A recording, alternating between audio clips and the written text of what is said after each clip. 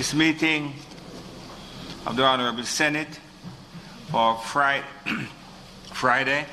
the 18th day of June 2021 is called to order. Before we proceed, Senator Scott Motley, I notice that you are seated in a seat other than your own, and you are recognized as such. There is an application, a request from Senator Bunting that was directed to myself and the clerk in proper order for him to join the meeting virtually. The Standing Orders Committee is finalizing a number of regulations that permit such applications under Section 82B. In the interim, however, I have given Senator Bunting permission to join the meeting virtually, and I ask for the agreement of the Senate. Those in favor? Against? Senator Bunting has the permission to join the meeting virtually. I think that there is a personal statement to be made by one of our colleagues.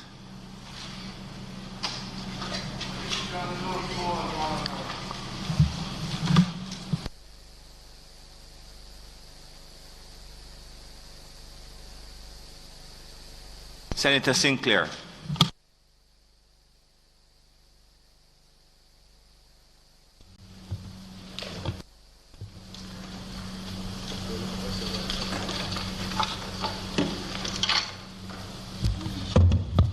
Thank you, Mr. President. Mr. President, with your leave, pursuant to Order 18 of the Standing Orders of the Senate, I make this personal statement. On June 11, 2021, I made a contribution to the debate on the bill to amend the Criminal Justice Suppression of Criminal Organizations Act. In my presentation, I reflected on the long history of gang activity involving the use of firearms from 1972 through to 2021. I did that to set a tone for cooperation of all stakeholders, including the government, opposition, and all law-abiding Jamaicans.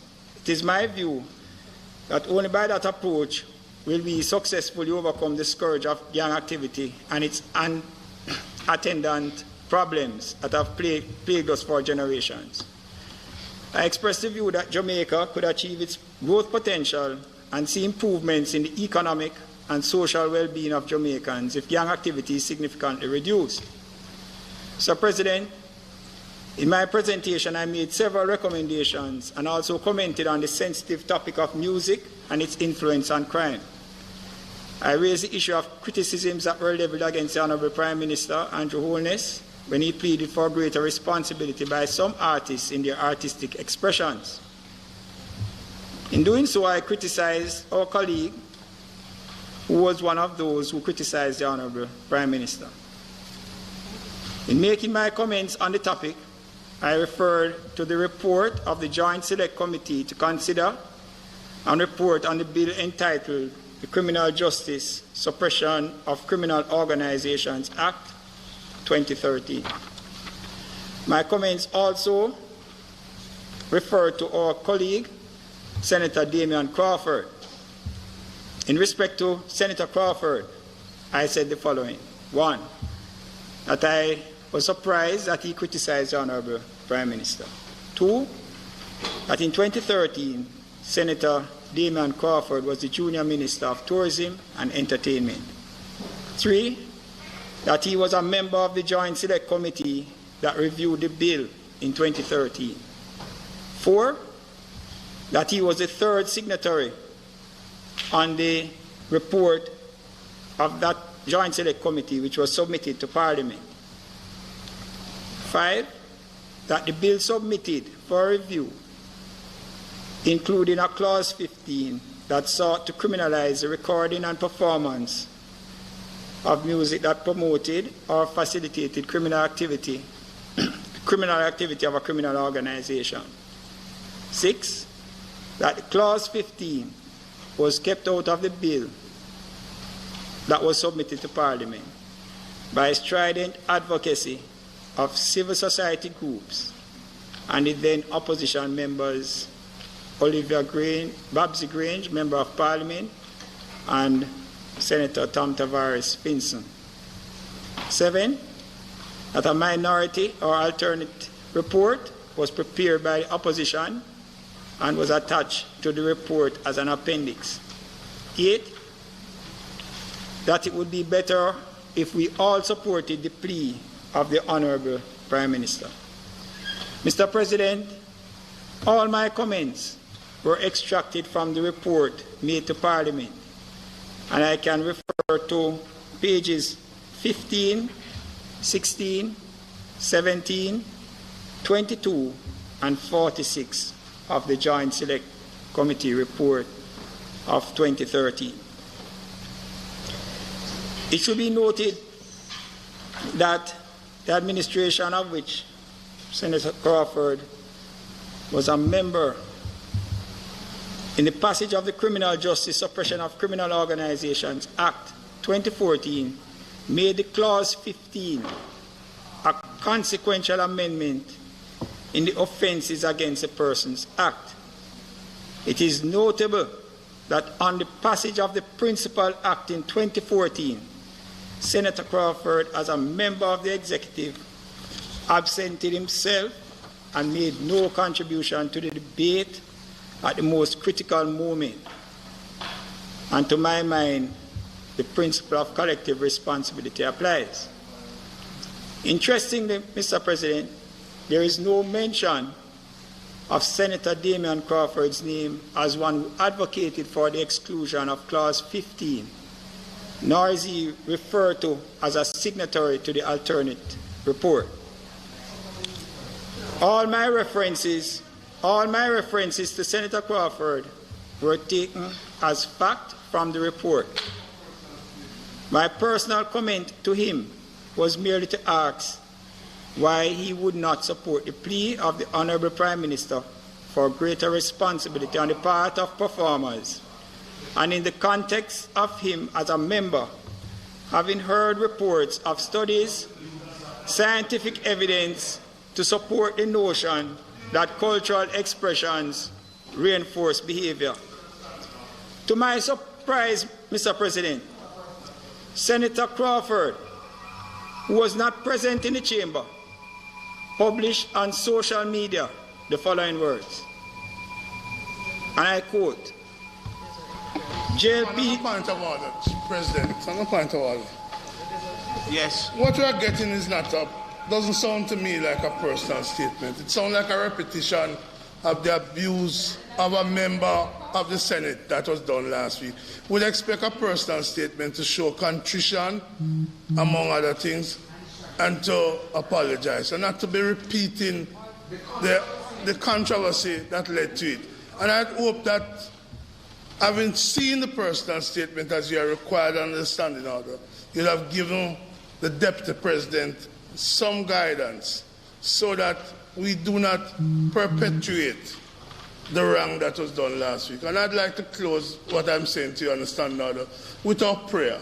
The last set of words which says, in Christian love towards one another. Let's practice that. Senator Sinclair, continue, please. I will quote what was placed on social media. JLP Senator Charles Sinclair blatantly lied about me today in my absence. Here is the evidence. Mr. President, those are strong words. Those are words to impugn my character and integrity professionally and as a member of this noble chamber, and are in fact defamatory. Those words, Mr. President, I strongly reject. Mr. President, I take my role here... Senator Brown, stop the shouting, please. Senator Brown, stop the shouting, please. Mr. President, I take my role here seriously, and in respect to presentations, I do my research. It is never my intention to be disrespectful to any member, and I do my utmost not to play politics or to be hypocritical, especially when it comes to people's lives and livelihoods, good order, public safety, and the economic welfare of Jamaica and its people. Mr. President, I therefore demand that Senator Crawford remove the said social media post, and to provide and Senator Brown, will you stop it? Stop shouting. Stop the shouting. Stop the shouting. Senator Sinclair, continue, please. I therefore demand that Senator Crawford remove the said social media post and to provide an appropriate apology satisfactory to me and with the same prominence and visibility as the previous post and in this Mr. Parliament. President. If it so pleases you, Mr. President, I thank you. Mr. President. Thank you, Senator Sinclair. Senator Morris. Mr. President, you know, the particular standing order when read makes it absolutely clear that the personal statement cannot be a controversial issue. And so I am very disheartened and surprised that as President of the Senate, you could have approved such a personal, what perceived to be such a statement, because the member is attacking another member in the personal statement, and that is not what the standing orders perceived. So, Mr. President, I am very disheartened. I'm very disappointed in you allowing that to be approved as a personal statement. May it please you. I have listened to you, Senator Morris, and the simple, basic bottom line here is that the member is saying, Senator Sinclair is saying that a fellow senator called him a liar, and he's clarifying the position, indicating what he had said, pointing out that he did not in fact lie and asking for an apology. I don't see what the big hullabaloo is. Statements by ministers. Bills brought from the Honourable House of Representatives. Petitions. Papers.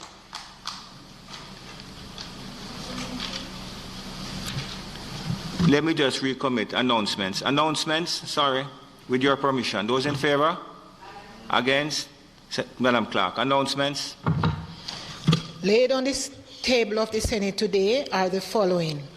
Ministry papers number 38, 39, 40, and 41 entitled The Law Reform Zones of Special Operations, Special Security and Community Development Measures, the Denham Town Community Social Intervention dated June 11, 2021, the Mount Salem Community Zone Social Interventions dated September 1, 2017 to June 2021 and signed on June 19, 2021.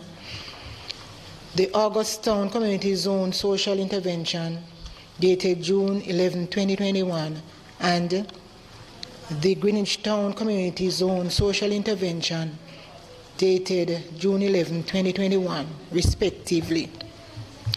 The law reforms zones of special operations, special security and community development measures, the August Town Zone extension of period of operation number 3, Order 2021, and its resolution. The law reforms zones of special operations, special security and community development measures, the Greenwich Town Zone extension of period of operation number 3, Order 2021, and its resolution. The law reform zones of special operations, special security and community development measures, the Denham Town Community Zone extension of period of operation number 3, Order 2021, and its resolution.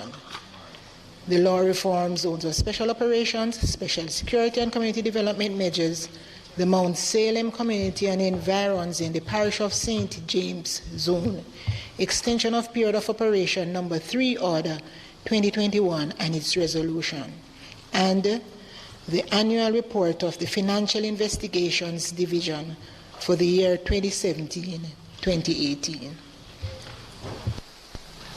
Thank you very much. I think I was at papers, reports from committees, notices of motions given orally. Mr. President. 1 minute, please. Notices of motions given orally. 1 minute, please, Senator. Where is it?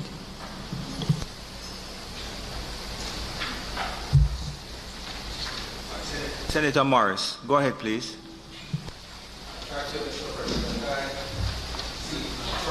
Speak from a seat other than my own. Mr. President, I beg to give notice that at the next sitting of the Senate, I will move the following motion in my name.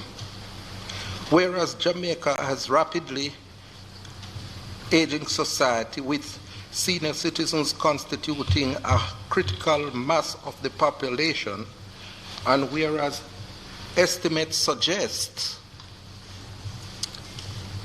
that over 350,000 or 13.2% of the population can be classified as senior citizens, and whereas these individuals are regarded as vulnerable citizens, and whereas these individuals have toiled and labored for Jamaica, and whereas these individuals deserve to be treated with care, respect, and gratitude, and whereas we have seen from time to time the disregard, disrespect, and neglect of these individuals by family members, and whereas, pardon me, Mr. President, and whereas there is an urgent need to protect these vulnerable citizens, and whereas there is no specific legislation to protect the rights and dignity of senior citizens, be it resolved that this Honorable Senate call upon the government to establish specific legislation in the form of an Elderly Care and Protection Act to protect our senior citizens. And be it resolved that a special select committee of the Senate be established to deliberate on the scope and magnitude of this legislation to be formulated. Thank you, Senator Morris. Senator Webby. Thank you, Mr. President. Mr. President, I beg to give notice that at the next meeting of the Senate, I will move the following. Be it resolved that the Senate thank His Excellency, the Governor General, for his gracious speech delivered to both Houses of Parliament on the 18th day of February 2021. Approve the plans and programs outlined in his gracious speech and place on record its appreciation of the performance of the government. Thank you, Senator Webby. Questions and answers to questions. Motions that may be made at the commencement of public business requiring notice. Motions relating to the sitting of the Senate. Motions for leave to introduce bills. The presentation of bills without the leave of the Senate first obtained. Public business. Minister. Thank you, Mr. President. Mr. President, as members would recall, on the last sitting of the Senate on the 11th of June 2021, we had commenced the debate on the Criminal Justice Suppression of Criminal Organizations Amendment Act. That debate will continue today, Mr. President, and as we had only taken apart from the opening 2 contributions yesterday, I therefore ask that other members now be allowed to participate. Minister Samuda, would you remind me who was the last speaker?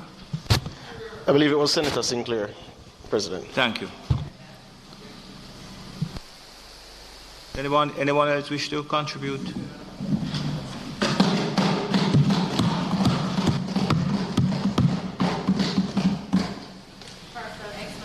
Thank you, Senator Samuda. Senator Crawford.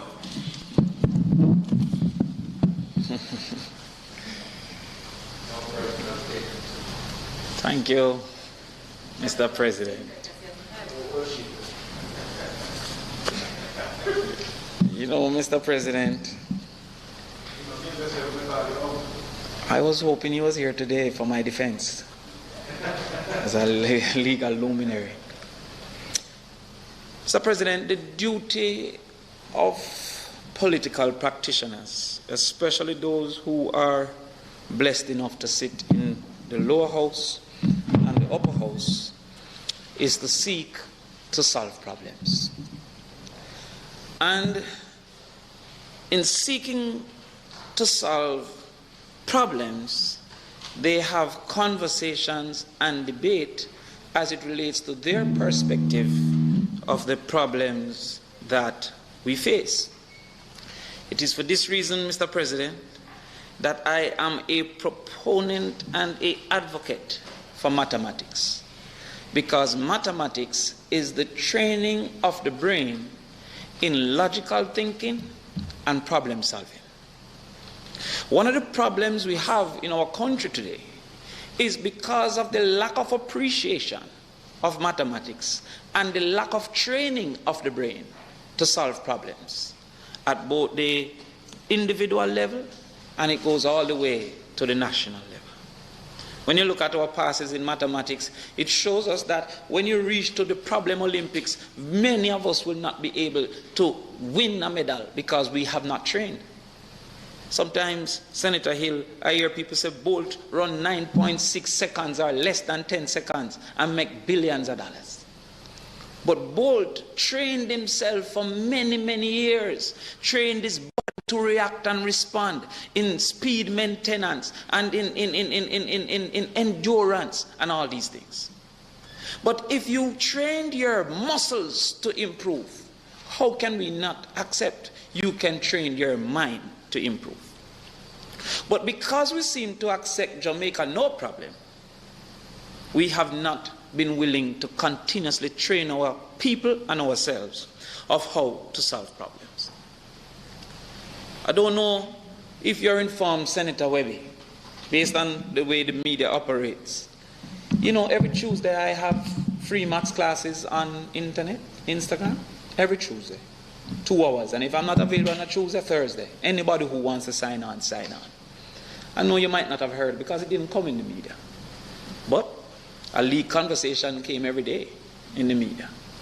I also make myself available to many schools. I just go to a school, call the principal, go to the school and teach mathematics. Because I feel if we train our people to solve problems, we will have less of all the negatives that we face. Now, one of the bases of problem solving, therefore, is knowledge seeking. And how you come to solving this problem is going to be dependent on how you perceive knowledge, how you perceive truth. Because knowledge and information are different in that knowledge is based on truth, and information can be truth or lies, but knowledge is based on truth. So how you perceive truth is an important ingredient in how you seek knowledge, and how seeking knowledge is an important ingredient in how you solve problems. Now let us look at how I perceive truth. And these are paradigms, Senator Dr. Morris. These are facts that have been established within methodology, how you perceive truth. I perceive first that truth is singular. There are others, Senator Morris, that believe that truth is multiple, that you have your own truth, that there's multiple truths. These people are what you call interpretivists. Yes. But me, coming from a paradigm of positivism, believe that there is one truth, a single truth, and that truth can be found through scientific methods. That I don't need to go and dig into emotions and feeling at the time, that by rules of science, I can go and find that truth. And so, when I come to the debates in a commitment to problem solving, I come here both to give and to seek knowledge based on my assumptions that the contributions are based on truth.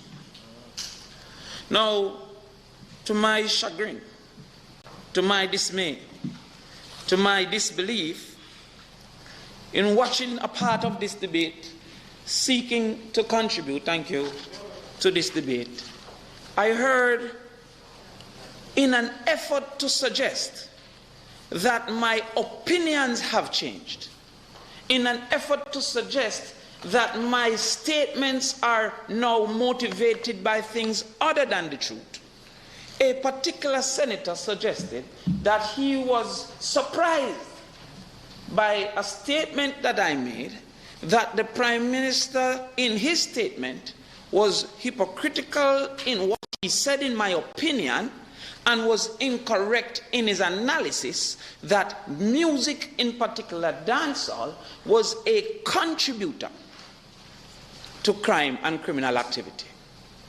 To that extent, the Senator Sinclair, stated that I had signed a document and that I could have chosen to sign the minority report.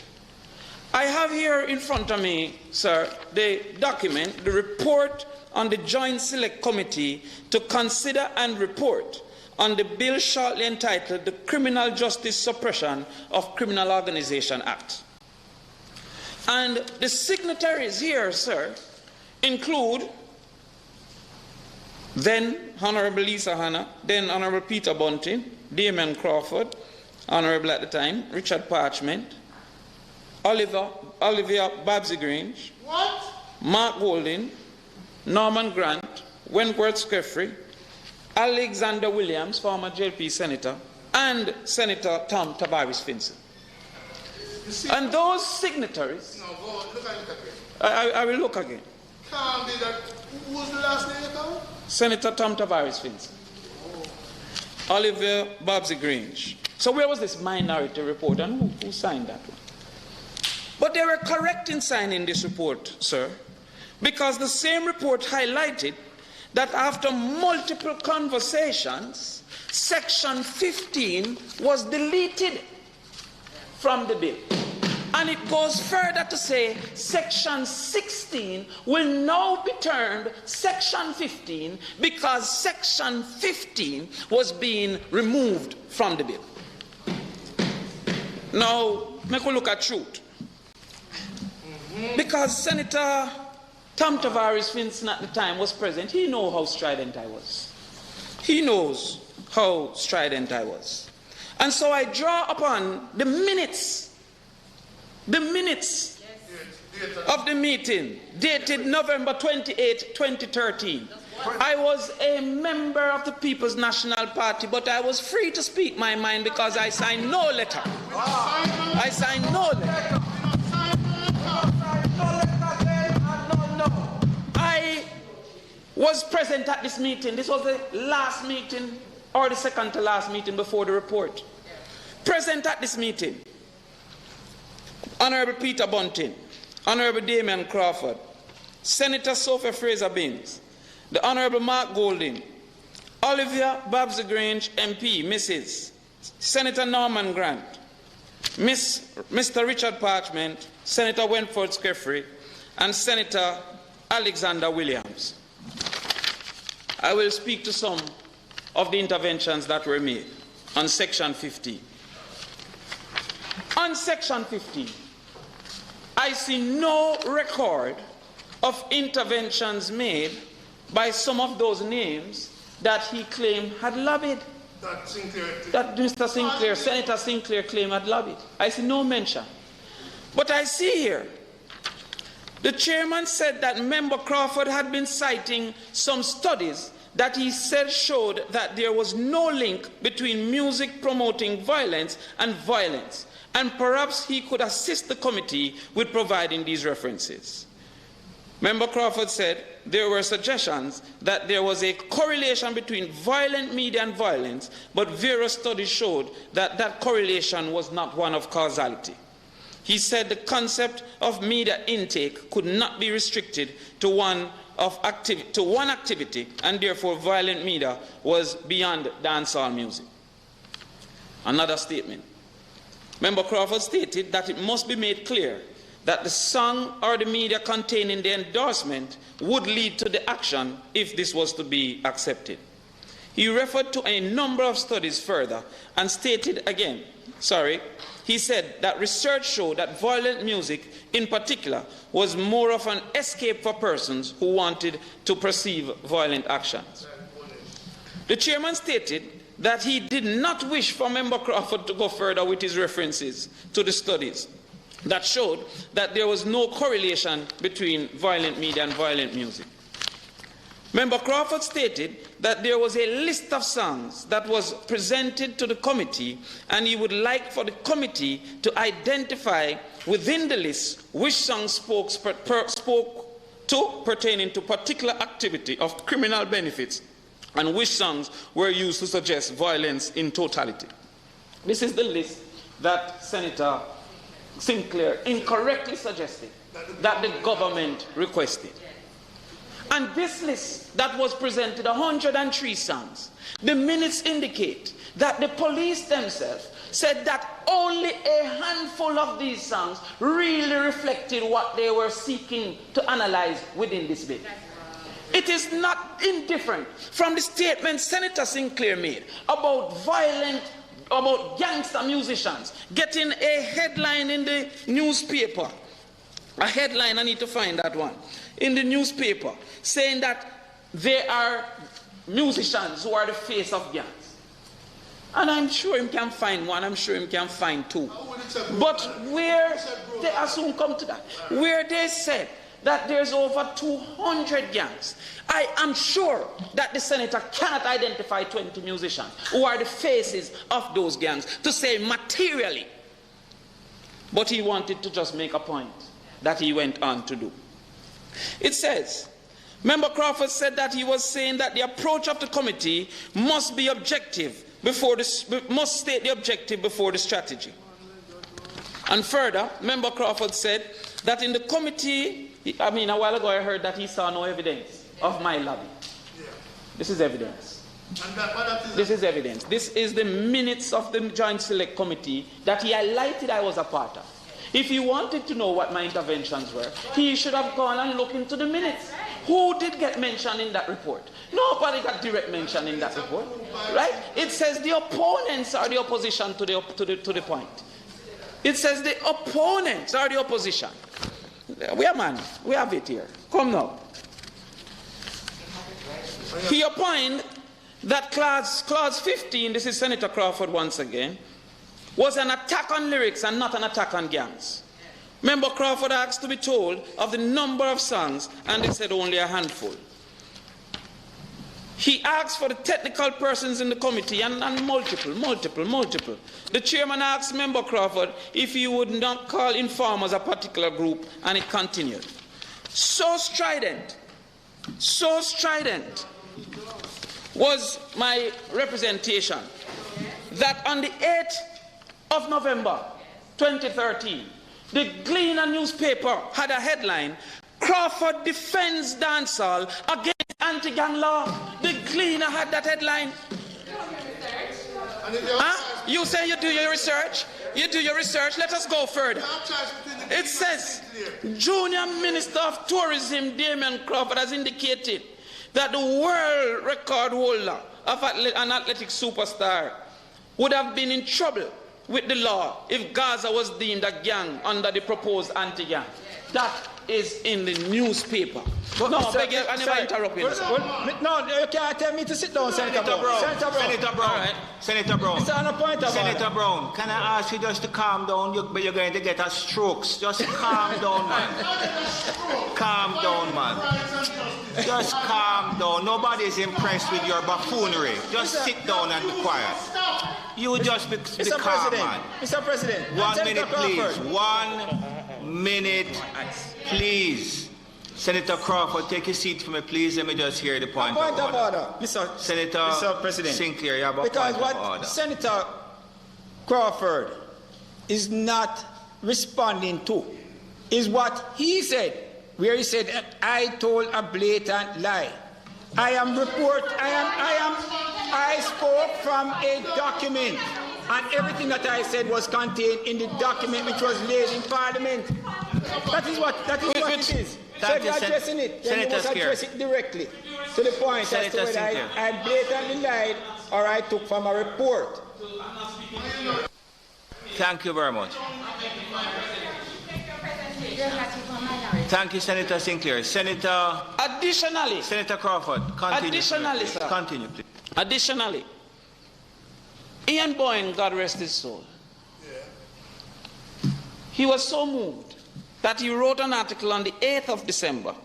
He said, politicians weak-kneed on hate music.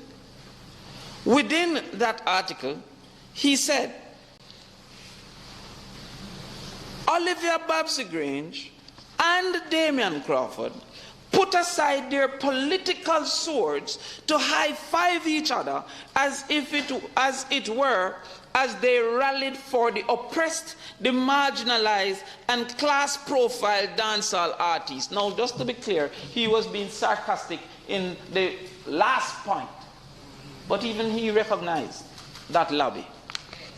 And in retaliation, on the 15th, I wrote an article, not anti-Babsy-Grange, Honorable Babsy-Grange, who I feel is a supporter of entertainment. I'm not going to allow you to discredit that. But I don't remember an article coming. And I don't remember a defense now that she's in government. I don't remember that defense. I wrote an article that stated, not weak-kneed, but strong-minded on Article 15. These were the lobby efforts that caused for Section 15 to be removed. Now, as I say, we're talking about the anti-gang law. Yeah, we don't need to respond to it. We don't need to respond to it. So what? So what? In the search for truth.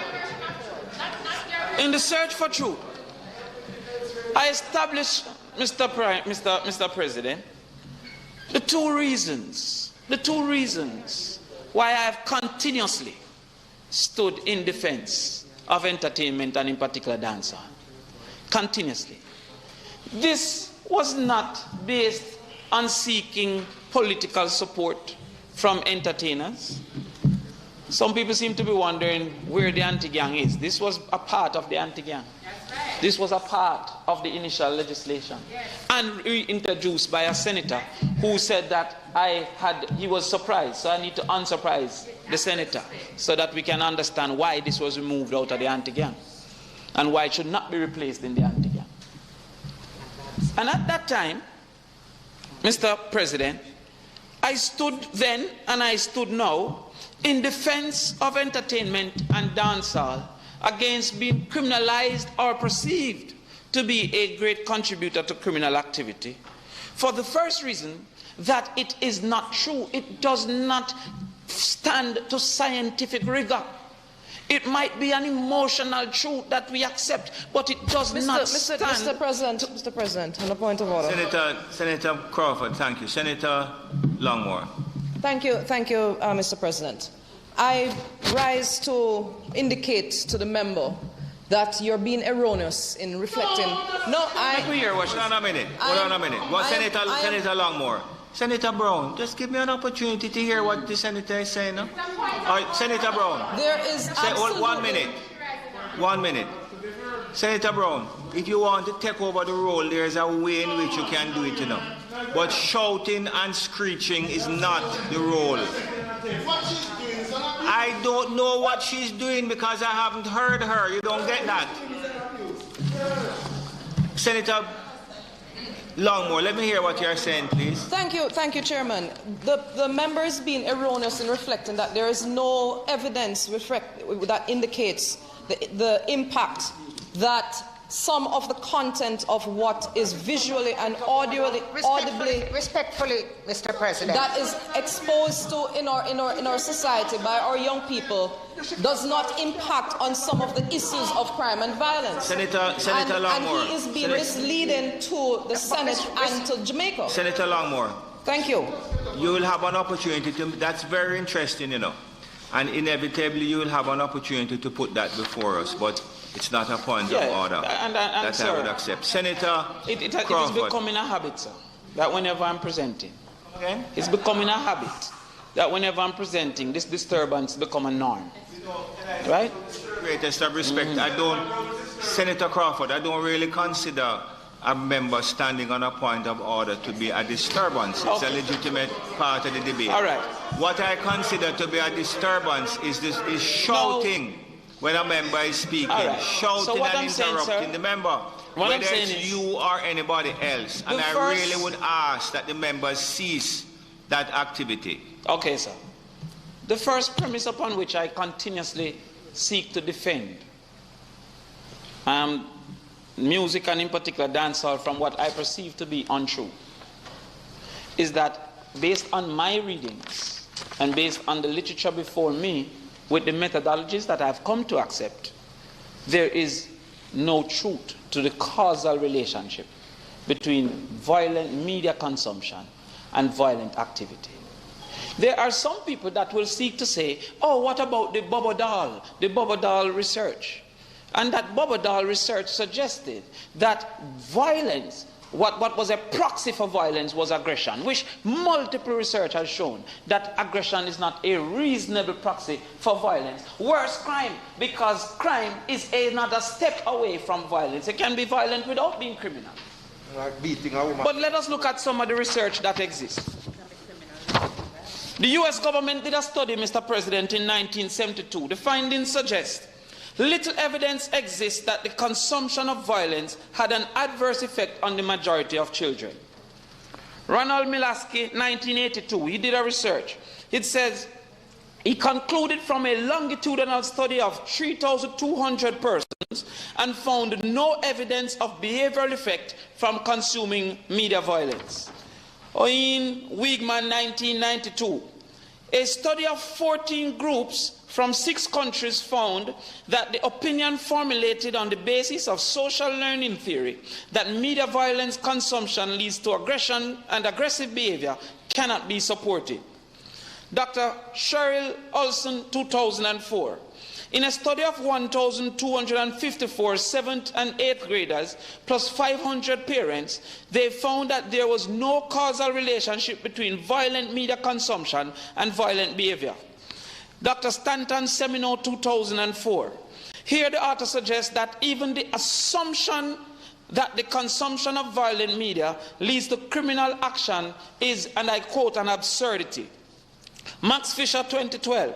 He found no causal link between the consumption of violent media and actual gun violence, which is specifically what the Prime Minister was referring to, gun violence. Dr. John Kiburn, 2009, a meta-analysis of 25 studies, which included 12,436 subjects, found a correlation so small that they concluded, and I quote, if the goal of society is to reduce violence, scientific, political, and economic effort would likely bear more fruits in other realms.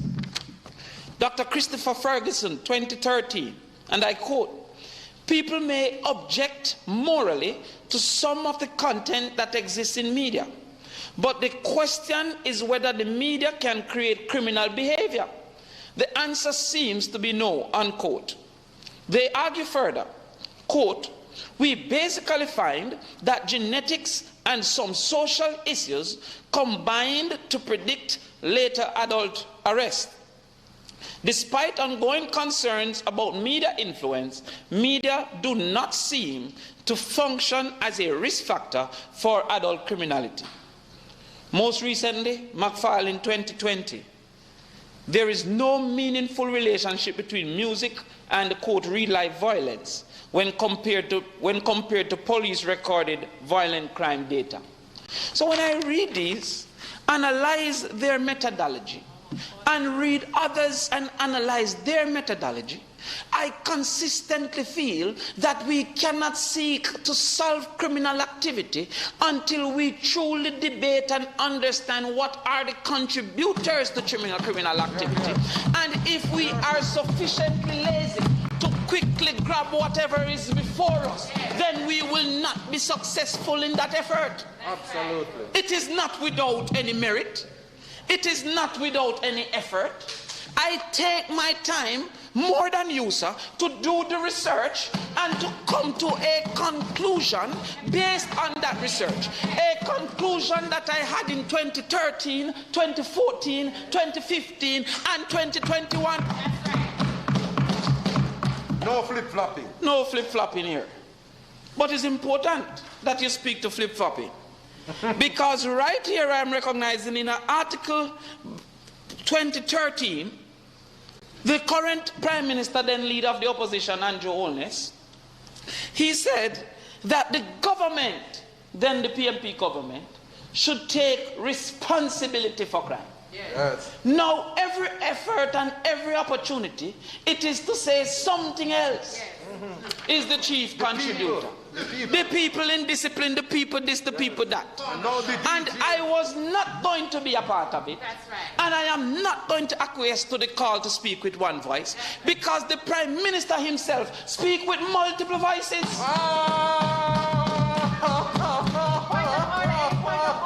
Let's go back to some, what them call it, the young people nowadays, the receipts. To some receipts. There's an article titled Jamaica Prime Minister Andrew Holness drop fire campaign dub plates. What? Fire campaign dub plates. And in it, they said some of the dub plates came from Skillibeng. Skillibeng, Mr. Universe.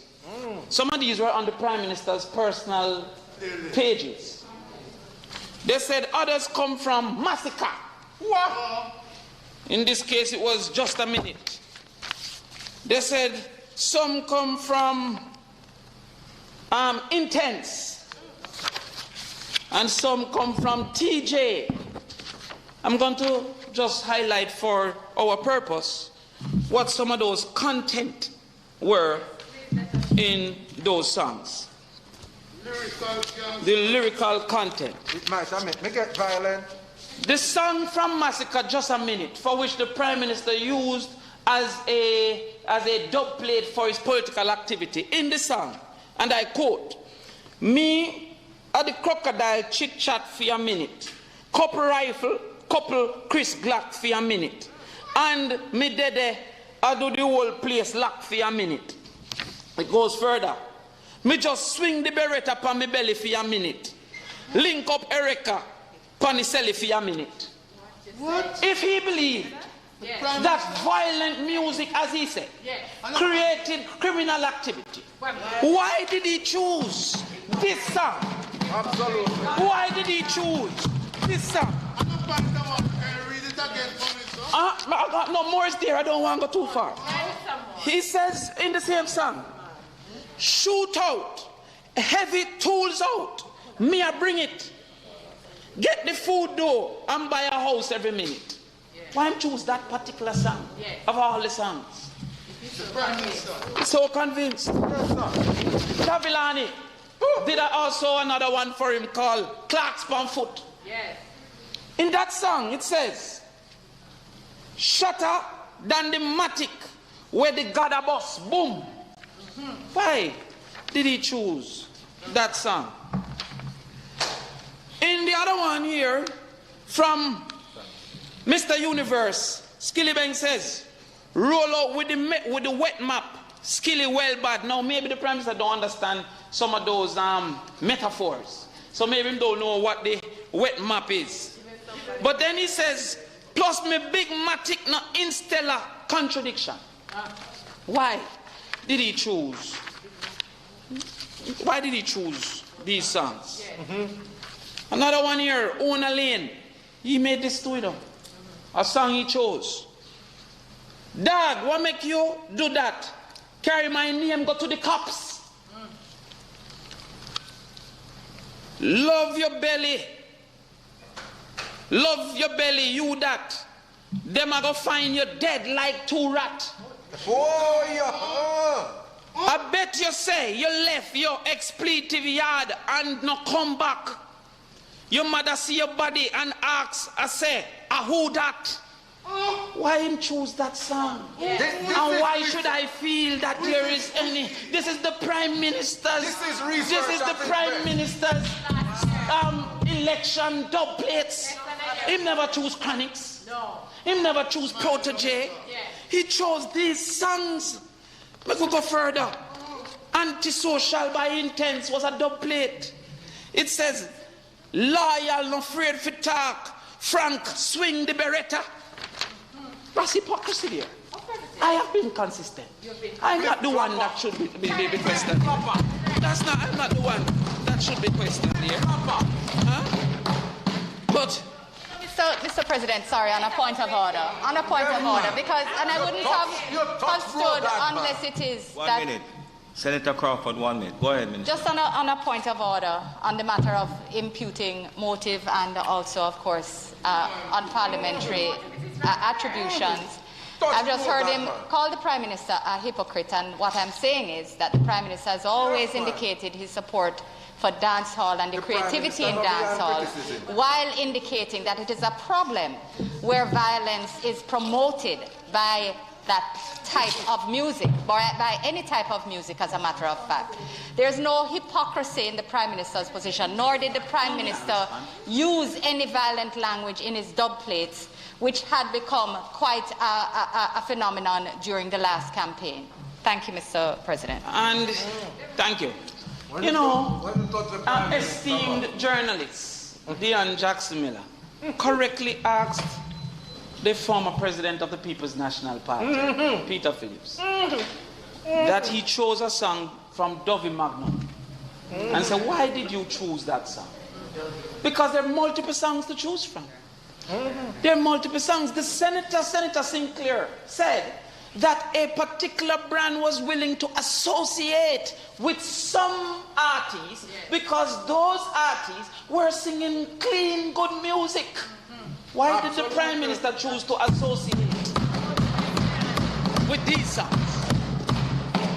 Now, entertainment being a service, a characteristic of entertainment is inseparability. The artist cannot seek to separate himself from the song. So if you use the artist in an embrace of the song, you then embrace the artist. In the statement the Prime Minister made, he said the songs coming out to say gunshot in your head were negative songs and should be resisted. Let us look at the lyrics. Oh boy, you're doing well, man. Yeah, man. Yes, Mr. President, the Speaker's time having expired. Is there a significant time left? No. The norm is the completion. I only have a few. Senator Brown, come now, man. You touch bro God bad, so then I want to hear you. If there's, might the Speaker be permitted to complete his presentation? Because I'm hearing no objection to that. Thank you. Thank you. So make we look. The question is that the Speaker be permitted time sufficient to complete his presentation, which no doubt will now begin to focus on the legislation before us. Those in favor? Against? I never wanted to do this, you know. I never even came last week because I had some other things. But I remember when they said I shall long London. And to this day, people think that government paid for me to go to London. I never got government support to go to London. I was invited by Carib Export to go and make an academic presentation in London. Senator Brown, Senator Crawford, come now, man. No, you can't tell me. What shall I am building my point. You're saying that you're paid to go to your own all right, thing to go and shell down London. That is true. Make a continue on the road. Nobody don't bring up that. They ask, come on. When we talk about the association, It is suggested that there should be a resistance to criminal music in the Prime Minister's opinion because that is going to contribute to criminal activity. I don't think so. So therefore, I should act differently from the Prime Minister. That's right. Because I don't agree with his perceptions. The RTC Embrace Massacre, this is one of the lyrics. Who gassed them up? From them this the done. Them I got dead man. Wow. You know the thing go? Who gassed them up? Come we go bust the cylinder. Matic in a lap. Dog half crack the window. We no fly kick in a chest. We no ninja. Whole of the strength in a me index finger. Bust the cylinder. Colder than winter. Simple as you see me dog, me never left the intra. Take with them life. You could have faster than sprinter. Joke you take bad man for. Bust the cylinder. Trigger off a sub. Me kick one in your head. Cut the expletive. From your disc you go dead. Bust the cylinder.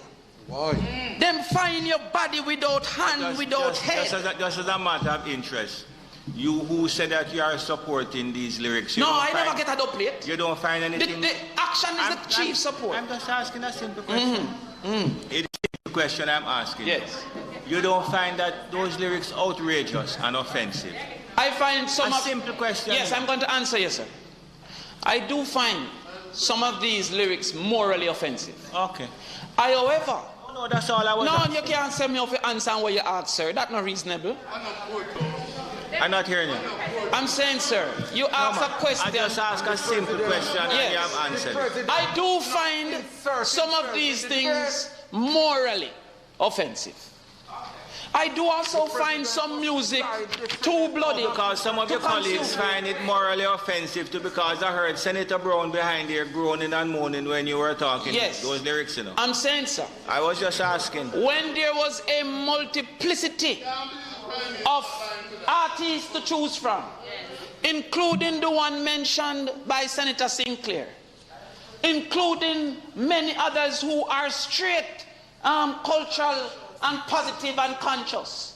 The choice was made to take someone who said the exact things that the Prime Minister suggests we should be against. He says, all them attack me a killer. And me I got dead with my finger upon the trigger. Why was he chosen for a dub plate by the Prime Minister?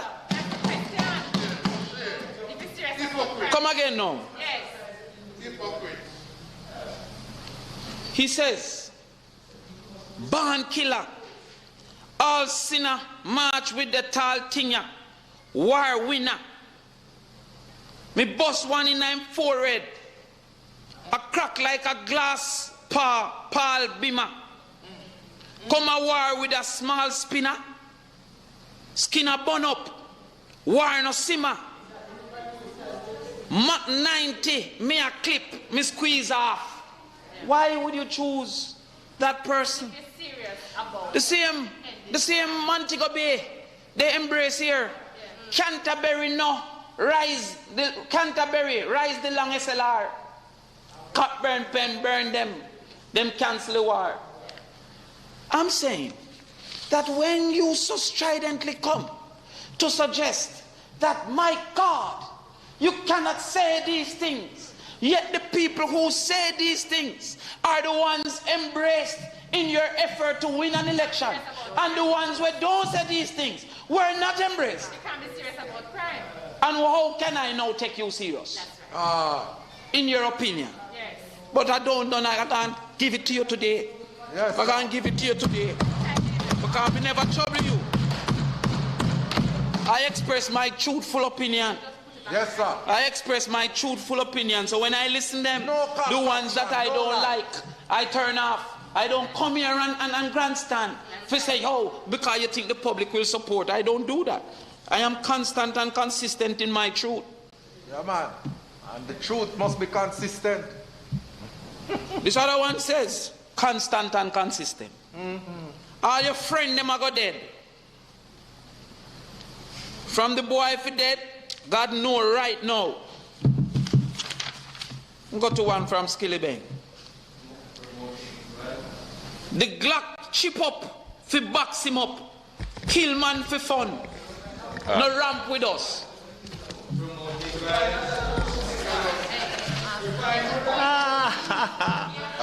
Senator Crawford, thank you. Senator Campbell, you have something to say. I don't very often do this, but I think what my friend Senator Crawford is doing does amount to an abuse of the Senate. What was the secret this morning? So what did Mr. Senator Sinclair do this morning? We have... Even 1 minute. Senator Chris, sorry. Senator Campbell. 1 minute. I'm merely pointing out... 1 minute. Senator Fraser-Binns, would you like to respond and make a ruling on the... No, absolutely. The point has been... Point of order? In due course, Mr. President. Okay, go ahead, please, Senator Campbell. Whilst I agree, Mr. President, that some accommodation ought to be made for senators to go outside their presentation as it relates to the specific clauses which we have in this particular case. We have 14 clauses which we ought to focus on to make sure that what we are dealing with is relevant to the proceedings before the Senate. And I'm yet to see one mention of any of these clauses in Senator Crawford's presentation, and I believe it at this point it does amount to an abuse. And I ask you to Senator, the point that is raised is that you make your presentation, which is very interesting to me, because some of those lyrics that you say you find morally objectionable, but what? I've never heard some of them before. So I'm finding it very interesting, but not very relevant to the bill at hand. You hear this? Senator Brown, 1 minute. Senator Brown, you want to make the ruling for me? Make it and let me hear what you have. If it is thy will that I make it, I believe it is relevant to the debate, because Sinclair went that road with your permission. Senator Brown has had his say. My ruling is that you are to make your presentation relevant. I have allowed you some scope, make it relevant to the legislation before you. And don't, please, I'm asking you, don't defend by saying that you are being relevant. Just, time is running on us. Just complete your presentation. All right, sir. I think the point has been made that the choices that were made for political expedience don't match the statements that were made. And it makes the statements less than trustworthy when you look at the actions and the choices that were taken. But as it relates to the bill, sir, I see a bill before us for gang, anti-gang. And I see within the government the constant suggestion that music is an influencer to gang activity and gang participation. Senator, can I ask a question just by virtue of debate? You don't think that some of those things that you were just reading a while ago is a dreadful I answered, influence? sir. But no, but it's reasonable. No, man, no. I'm addressing Senator Crawford. Mr. President. Senator Morris. Is Senator Crawford? No. Senator Morris. No, I'm addressing Senator Crawford. I'm just asking a simple question. No, but Mr. President, Morris. as President of the Senate, you are inserting yourself in the debate. It wouldn't be the first president to insert himself into any debate. And if you insert yourself like that in the debate, Mr. President, it is going to impair your judgment in ruling. It never impaired your judgment. Senator Morris, it never impaired your judgment when you impose yourself in a debate. I never imposed myself in any debate in the Senate. I'm just asking a simple question. Sir. Never. Sir. And you answer the question by Senator Morris's interruption. You have answered the question. Mr. President. Mr. President. Mr. President. Mr. President. Mr. President. Mr. President, now you know what the answer again. Yeah. All ears, believe me. Okay, Mr. President. I come back to where I started. How do I perceive truth? I perceive that there is no place for my bias in seeking truth. My only duty is to come with a hypothesis and then study to prove or disprove that hypothesis. I have said to you, sir, that what I have studied suggests to me that even if my emotion tells me that it may be so, that the facts presented before me deny it in my opinion. Oh my God. Senator Crawford, you have answered my question. Yes. So but what happened now, sir? You of all people don't need Senator Morris or Senator Brown to take up for you. Yeah, all right, thank you. Okay. But I'm saying, sir, I'm happy when they do. What we have in front of us here, sir, is an article titled Lyrical Gangster. And that article is based on the presentation on this bill that was done by Senator Sinclair. Yes, and that is his opinion. So therefore, I'm saying that my retort is properly fitting because I am fearful that the next update will have music criminalized in the bill. You like to lie. I'm moving on because I made the point. I made the point. I'm just trying to find truth. That's all I'm trying to find. Within the anti-gang, one of the key considerations is the anti-informer culture. Key consideration. The police continue to suggest that the anti-informer culture is one of the key contributors to our inability to solve these crimes. And I have here in front of me an article dated the 1st of February 2013 where the Prime Minister is quoted to say, "Speak up and speak out." He was at a G2K function and he said that he's calling Jamaica need to break the culture of silence, which he says is providing a hiding place for heartless killers. That's what he said is in his words. Just like when they say no gun song in his words. But what have he said in his action?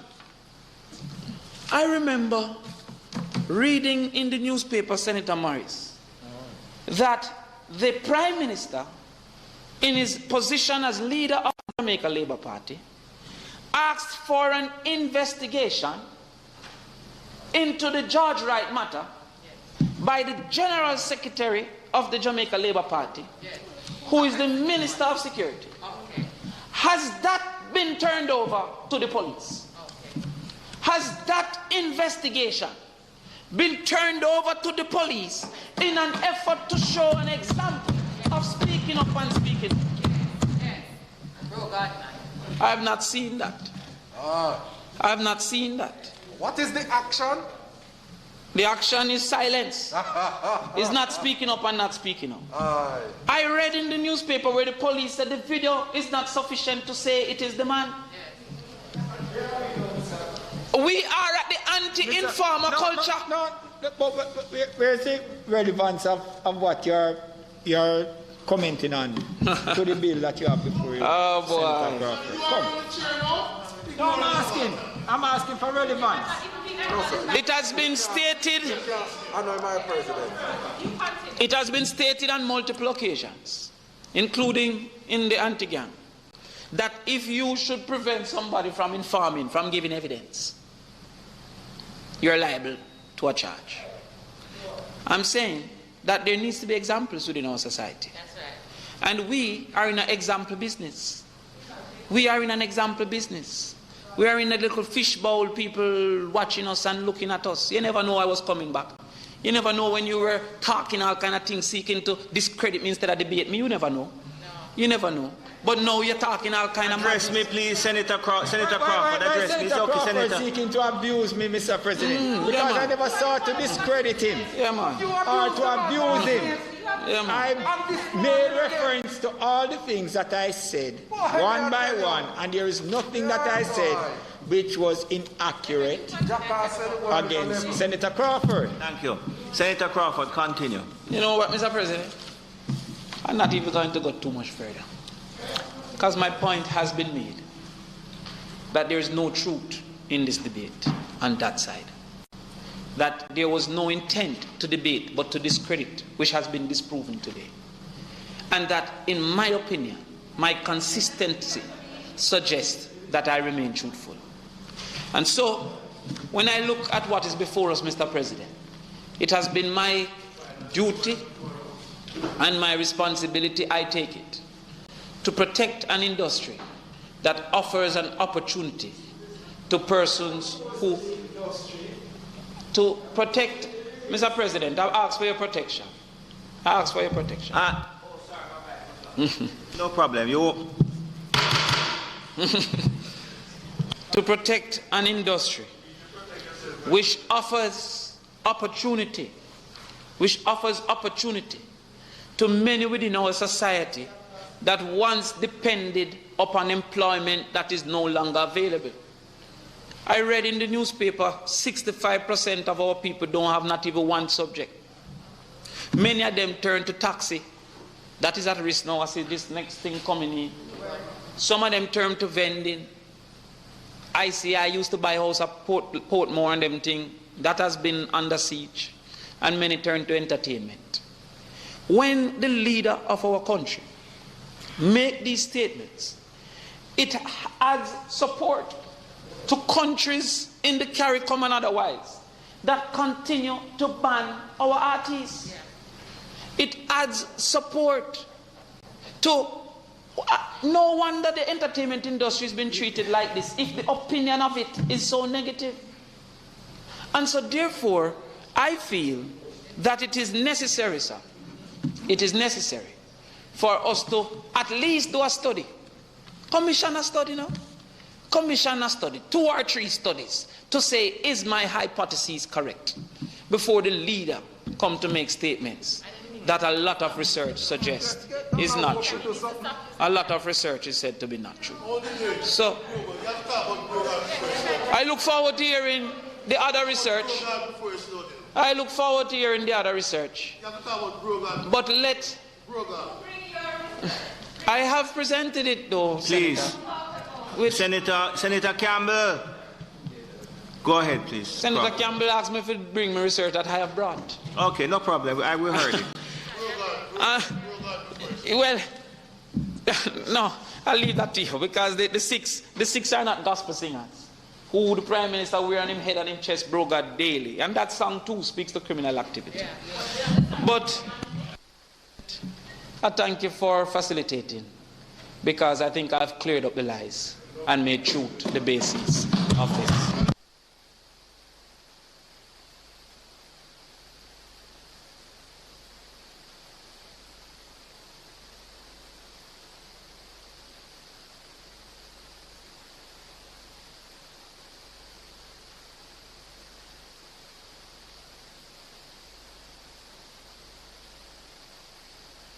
One minute, please. I'm trying to just determine. Maybe I'll ask Senator Crawford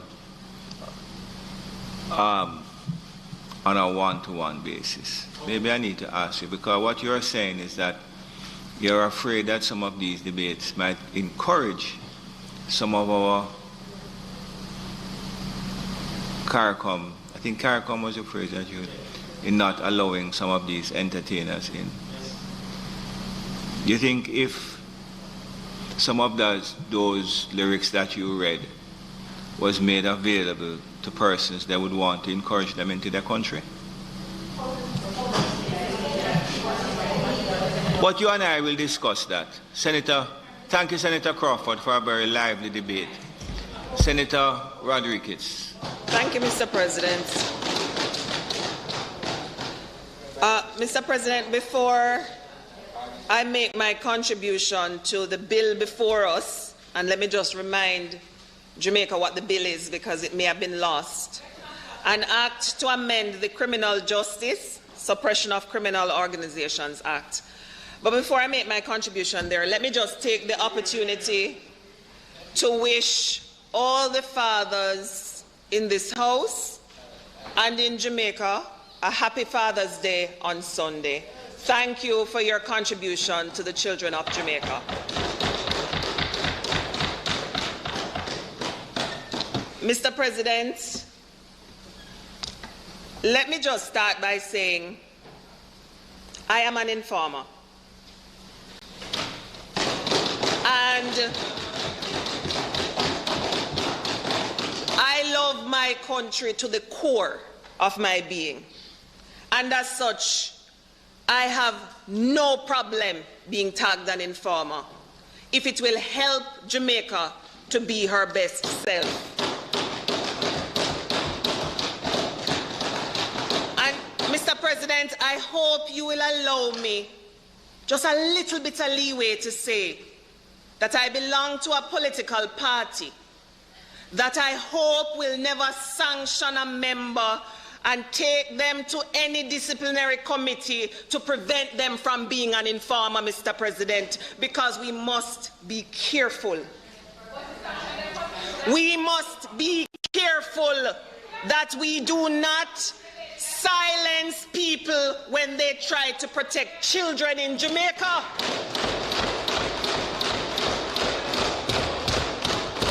So I stand with every informer who informs about abuse of our children.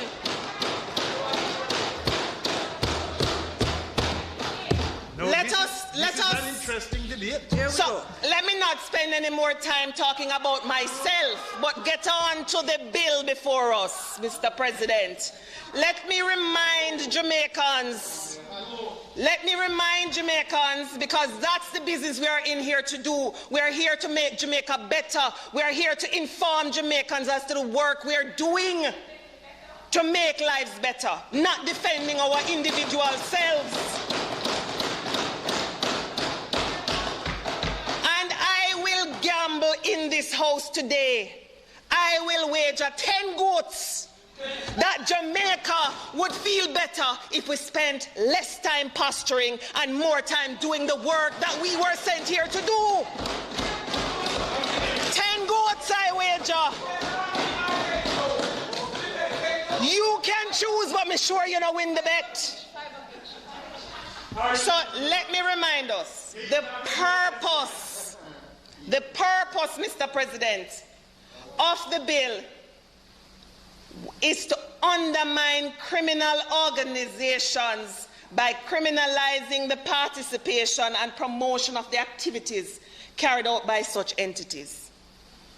That is the purpose. And why is that needed?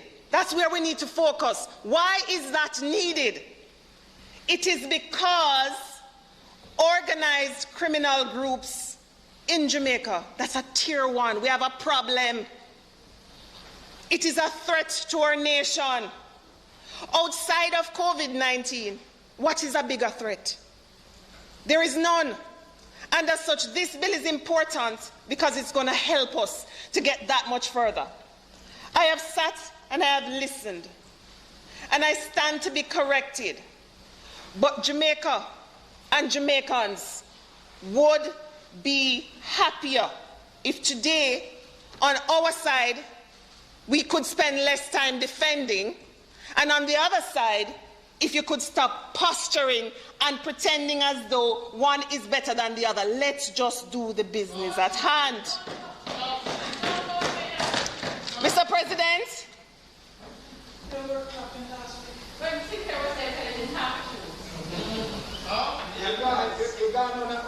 Mr. President, let us look, for example, when Minister Samuda made his presentation last week, he spoke to the fact that the principal legislation, the one we're seeking to amend, has rarely been applied in the courts. And we ask ourselves why. We have 379 gangs in Jamaica. 262 are active. In 2020, 61% of murders were gang-related. When you look at those statistics, and then you realize that the original legislation was not being used, today we should be focused on the fact that this legislation is going to make it more user-friendly. So we will get further. Now, the situation is urgent and needs all hands on deck, Mr. President. And I am a politician, or as some say, political practitioner. But I was also a mathematics teacher for years.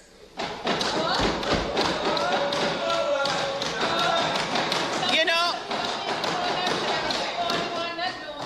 so I taught, and let me just brag for a second here.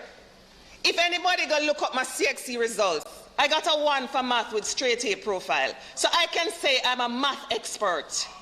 And as such, based on what my colleague has said, and I agree with him, my mind is logical and my thought process is distinct. It is towards problem solving. And as Sorry, Senator. May I just point out to the other colleagues that the logical extension of what you are saying is that those of us who did not pass CXC maths have a confused mind?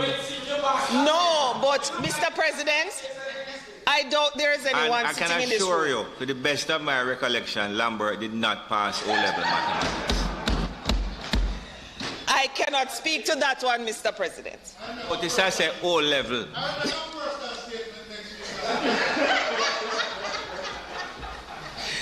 No, I was saying I'm a politician and I am a former mathematics teacher. But our politics in Jamaica, based on the winner-takes-all system, facilitates a lot of confrontation. And it facilitates the need for us to score points every chance we get. That is the system we have.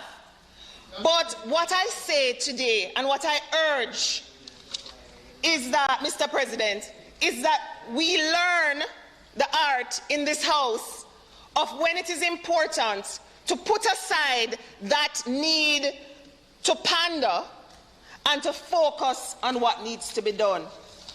Mr. President, the bill is being amended primarily to allow for its greater use, and the recommendations from the Joint Select Committee, plus those from the other place, have combined to get us.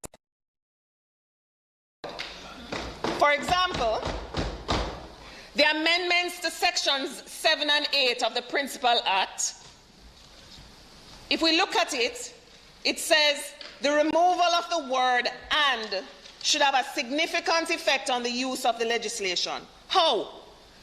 The list of factors the court will now take into account will now read disjunctively instead of conjunctively. That gives a greater leeway for judges, for the courts to use the legislation. Mr. President, Clause 9, which amends Section 15 of the Principal Act, is special to me as a mother. Why? This amendment expands the list of aggravating factors that should be considered at the point of sentencing a person for the commission of an offence under the Act. Much of these include the recruitment of a child in offences under this Act. This is significant, especially because we're having a problem with what's happening with our children in Jamaica. We must protect our children and curb their involvement as a way to cut crime in the long run. And, Mr. President, this legislation does so. Mr. President, Clause 6, which amends Section 8 of the Principal Act, is also significant. Our courts and security forces must not skip a beat in applying these.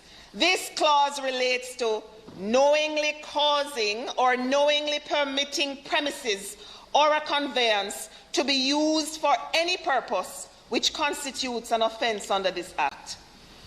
Mr. President, we must publicize this so that Landasha will know that if she lets Johnny use the house her grandmother died and left her for him and his boys to plan a robbery, she could face a penalty of imprisonment. I bet another 21 goats, Mr. President, that Landasha and her friends would be less likely to help Johnny and his boys. Quite often, if she knew she was also committing an act which could lead to imprisonment. There is no deniability. Mr. President, each law-abiding citizen has a role to play, and that role is not only not committing crimes. It is also about being proactive. And as I said, I'm being proactive because I publicly declare that I'm an informer. But Mr. President, those of us with the privilege of sitting in this House, whether as a senator or as a member of parliament, have an even greater responsibility. Jamaica needs us to rein in what we now do in order to make Jamaica the safest she can be. And Mr. President, I just want to remind us that we have to be careful. I have sat here and I'm a junior senator, so sometimes I sit and listen and I don't say because I'm learning. But when we spend the time and focus on 1 out of 1,000,000 things that the Prime Minister has said, we are going down a dangerous path. Let me tell you why we're going down a dangerous path. Is the real issue the choice of music for an election campaign, or is it that lyrics that were read earlier can influence the mind's values and actions? And that is where we must focus. We have to start zeroing in on what truly matters and what will make a difference. Mr. President, without doubt, I am proud to support this bill because I would like my grandchildren to grow up in a beautiful, safe Jamaica. Thank you.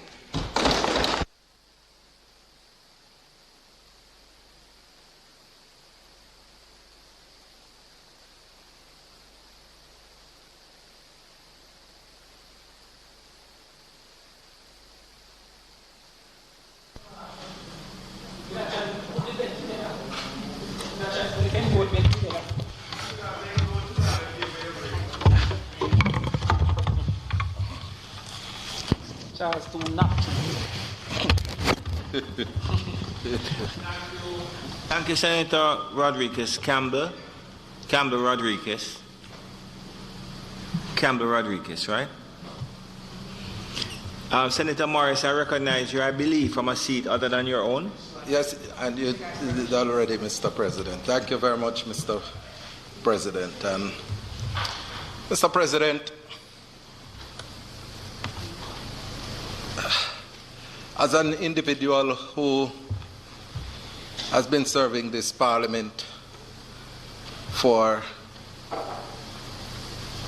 I think, going on to 19 years, I pay a lot of respect to the leaders, office holders, including the President of the Senate, whoever the individual is. And I also have a lot of respect for the Prime Minister, and I will say without any fear of contradiction, I regard him as my friend. I have had a very good relationship with him over the years. But one thing we must always remember, that we operate in a democracy, and in this democracy it gives us the freedom of speech and freedom of expression. And as an opposition, we have a responsibility to speak our truth and to speak it clearly. And sometimes that truth is going to be offensive to some individuals. But we on this side, we are not going to be resigning from that responsibility to speak the truth. And so we are going to be critical of the Prime Minister yesterday. We are going to be critical of the Prime Minister today, and we are going to be critical of the Prime Minister tomorrow, wherever we deem it necessary.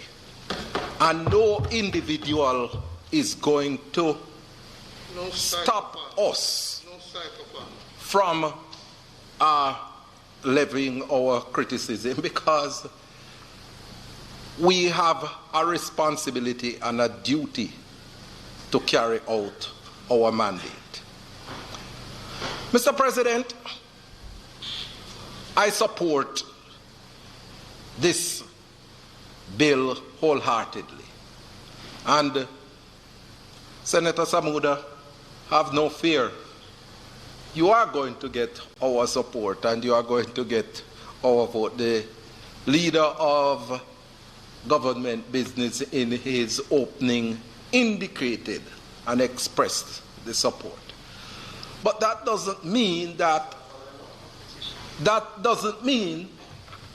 as individuals who are a part of this team, that we are not going to cite certain issues that we believe are of critical importance to the legislation and to the country in general. And that is what we seek to do in our discussion here today. Because, Mr. President, the bill is seeking to make amendment to a legislation that was passed by us when we were government a few years ago. And in order to make it more effective in the crime-fighting initiatives, these amendments we deem to be relevant. But one of the things that I have found out over the years, Mr. President, is there are some factors contributing to the level of criminality in our society. And one of them, based on conversations that I have had with individuals in the society, is a belief by individuals in the society that politicians are associated with gangsters and gang members. I tell you honestly, Mr. President, I can't say John Brown is associated with. I can't say Senator Doe is associated, because I just don't know. Honestly, from my vantage point, I mean, when I look across the aisle, I see the individuals. I deem you all as honorable individuals who are making your contribution to the society. I don't know what you do when you leave these hallowed walls. I mean, there are some individuals that I'm very close to. I mean, Senator Samuda and Senator Williams, I have a very good and long-standing relationship with.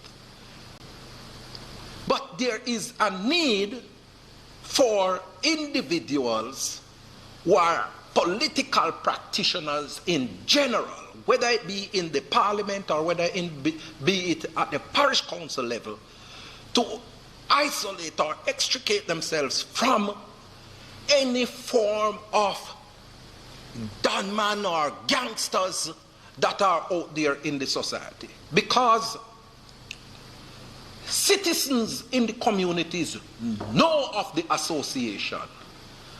And when they can tag and link politicians to gang members.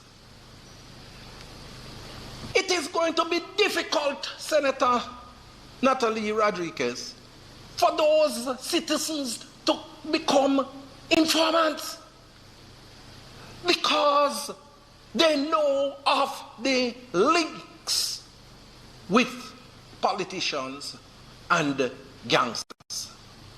And the message must be that all of us, Senator Webby, who are involved with this politics, must make sure that we isolate ourselves from these criminal elements in the society.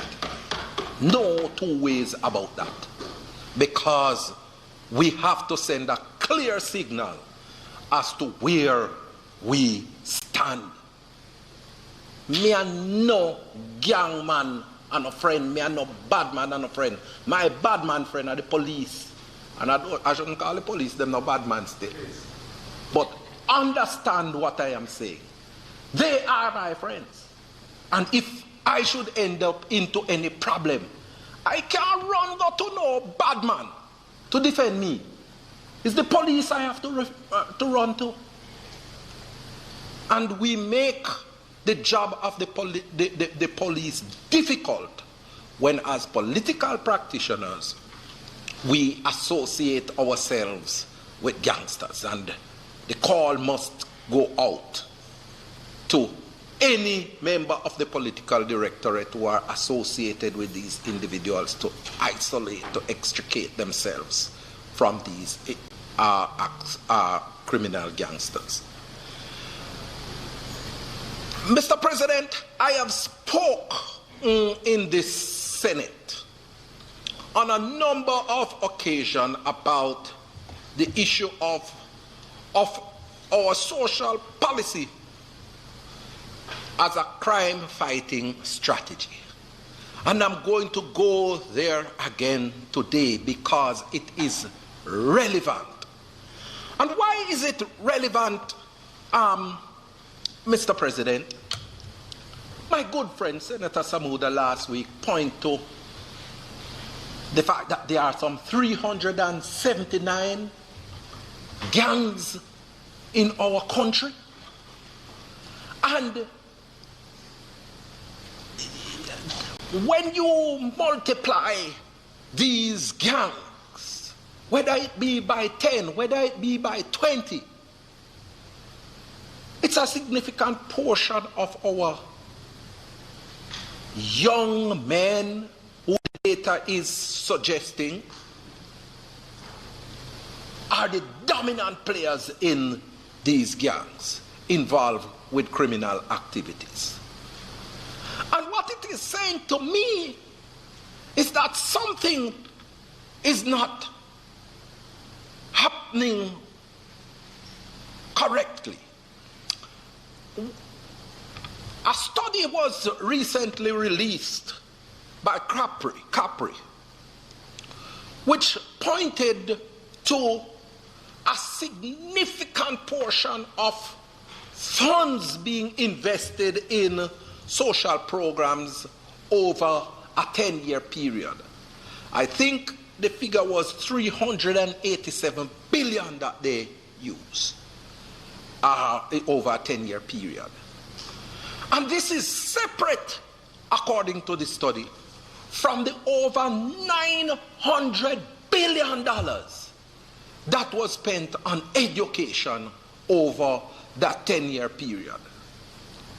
So on one hand, you have general social programs over a 10-year period in the study, 2007 to 2017, 387 billion. And over the said period, you have 900 billion on education. So you're talking about an average of 38 billion being spent on general social programs, and then on education about 90 billion on an annual basis. I still believe, Senator Crawford, that the figure for education is still low, yes, because we should be investing significantly more in education. But one of the things that galls me is that in spite of all of this, we are seeing the crime levels going up and up and up each year. You know, last week it was reported in this honorable chamber that year to date crime in terms of murder, the murder rate was down by 2%. But by this week, that figure has flipped because almost 50 murders were reported during this week. Something is fundamentally wrong in our society, Mr. President. Why it is that we are so violent, and why is it that this level of criminality, Senator Webby, continues? And that is why I personally up to this day was very disappointed, Senator Samuda, with the statement that the Prime Minister made in 2016 in Hanover about linking the People's National Party to crime and violence, and saying that if you vote for his administration or a vote for the PNP meant that you're not going to be able to sleep with your windows and your doors open. So the Jamaican people made a choice in 2016. And 5 years later, we are still seeing an escalation in the level of crime and violence, the level of criminality. So it tells me that it is not a PNP problem. It is not a PNP problem, and that statement was erroneously made. Erroneously made. And when people sit down and look and listen and see how we operate and behave towards each other, those are some of the things why they don't even bother and come forward to make what they know about criminality known to individuals, because we sort of politicize the crime and violence issue, when we should be uniting together to put the criminals on the back foot.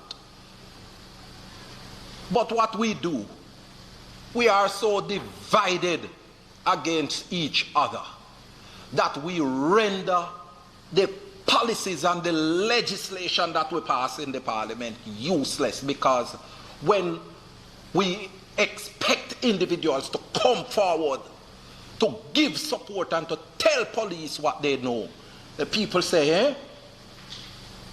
And the politicians, them a behave so, and the politicians, them a treat them one another like that. I'm not telling from the mind. I'm not talking. I mean, when I heard of the video, for example, I have to go there because that thing hurt me and cut me up so much. I don't know if it's because, Senator, will be the way how my wife was describing the hits that was being thrown on the lady in the video, why it galled me so much. Well, you know, I mean, it really galled me what happened in that video. And the people out in the community know and see what happened, because it must have been somebody who videoed that incident. But you think say that person go and come forward and can tell? You think say anybody go and come forward and tell what happened? Not at all. They're not gonna do it because they say, one, the allegation and the accusation is that he's a politician, and them know say that the politician them linked to all manner of people, And so they are protecting their own selves. And that is why I started my presentation by speaking to the need for us as political leaders and practitioners to extricate ourselves from any form of criminal gangs or criminal dons that are out there in the society, because we have to send a signal to the community that we are going to make a difference. And so it really galled me. But as I contemplated on the person that was throwing the blows in that video, I said to myself that undoubtedly this is as a result of the failures of our social policy and our social institution. Because if it is that our social institutions were effective, a man of that standing, a man having a relationship with that woman, could never venture into beating that woman that way. Could never. And I said in a statement a couple weeks ago that that person is a sick person and needs psychiatric treatment, Senator Longmore. You have a lot of work to do. You have a lot of work to do. And I tell you, Mr. President, we have to make sure that we do everything within our powers, everything in our powers, to make the funds that are being invested in terms of our social institutions and driving our social policies more efficacious. Because what I see happening is that we are not spending these resources efficiently. And Senator Samuda, I have spoken over and over about the need for more social workers to be in the government system to help to deal with some of the community problems. Because if we had more social workers in the system, I am certain we would not see this level of gang formation mushrooming across the country. Because you would have social workers who are visiting community and would be able to point these young men in a particular direction. Because it's not as if that there are not resources available to assist here and there. There are resources there based on what the data is showing. 387 billion over a 10-year period, averaging at least 40 billion a year. We have to find a way to make sure that these funds are more effectively spent. And when we do that, we have to ensure that we have the professionals that are there in the communities to give support. And again, I call for a massive infusion of social workers in the public sector to assist in the crime-fighting initiative of the government, because some of the things that we ask police to do, the police only come in at the back end when there is a criminal act that has been committed, you know. And we are expecting the police to be social workers at the same time as being crime fighters, and it cannot work. So whilst we have increased the numbers in the Jamaica Defense Force, I understand based on the data that we are now up to about 8,000 individuals in the JDF, and Senator Samuda can correct me if that figure is wrong. But I am saying it would have been more prudent for us to have at least 1,000 social workers injected in the public sector to help deal with some of the crime-fighting initiatives. So there is an imbalance in terms of our strategic focus, Senator Webby, and I've asked for it for years. I've asked for it for years, for a greater infusion of social workers in the system. When you look at the PATH program, which is the government's major poverty alleviation program, I'm very proud to have been the minister to preside over its implementation in 2002 and to see that it is still going on strong 20 years later. But under that program, if you look, there are over 320,000 individuals on the PATH program. But there are less than 300 social workers, Senator Webby, on the program. When you do the mathematical averaging, Senator Crawford, it works out to one social worker to 1,000 individuals on the PATH program. 1,000 PATH beneficiaries. That is madness. And the fringe part people don't count in it. Absolutely. Absolutely. Because all of those individuals are part of a family. So you have to multiply all of those beneficiaries by about 3. So you can just understand the problem. So we need to make sure that we correct that problem. And Senator Samuda, I'm going to be talking over and over. I'm not going to stop talking because I know that it will help you too, because even in the prisons there is a shortage of social workers, from my understanding. And that is why you have so many individuals who are repeat offenders and going back into the prison system, because we don't have the social workers to assist in counseling and guiding these individuals. You know, Mr. President, Senator Natalie Rodriguez spoke to this week being Father's weekend. And you know, Mr. President, I can talk our business, because me and her go way back to the University of the West Indies. And she have a very good husband. I mean, we were colleagues and friends in the Department of Government. Right? And so, I tell you,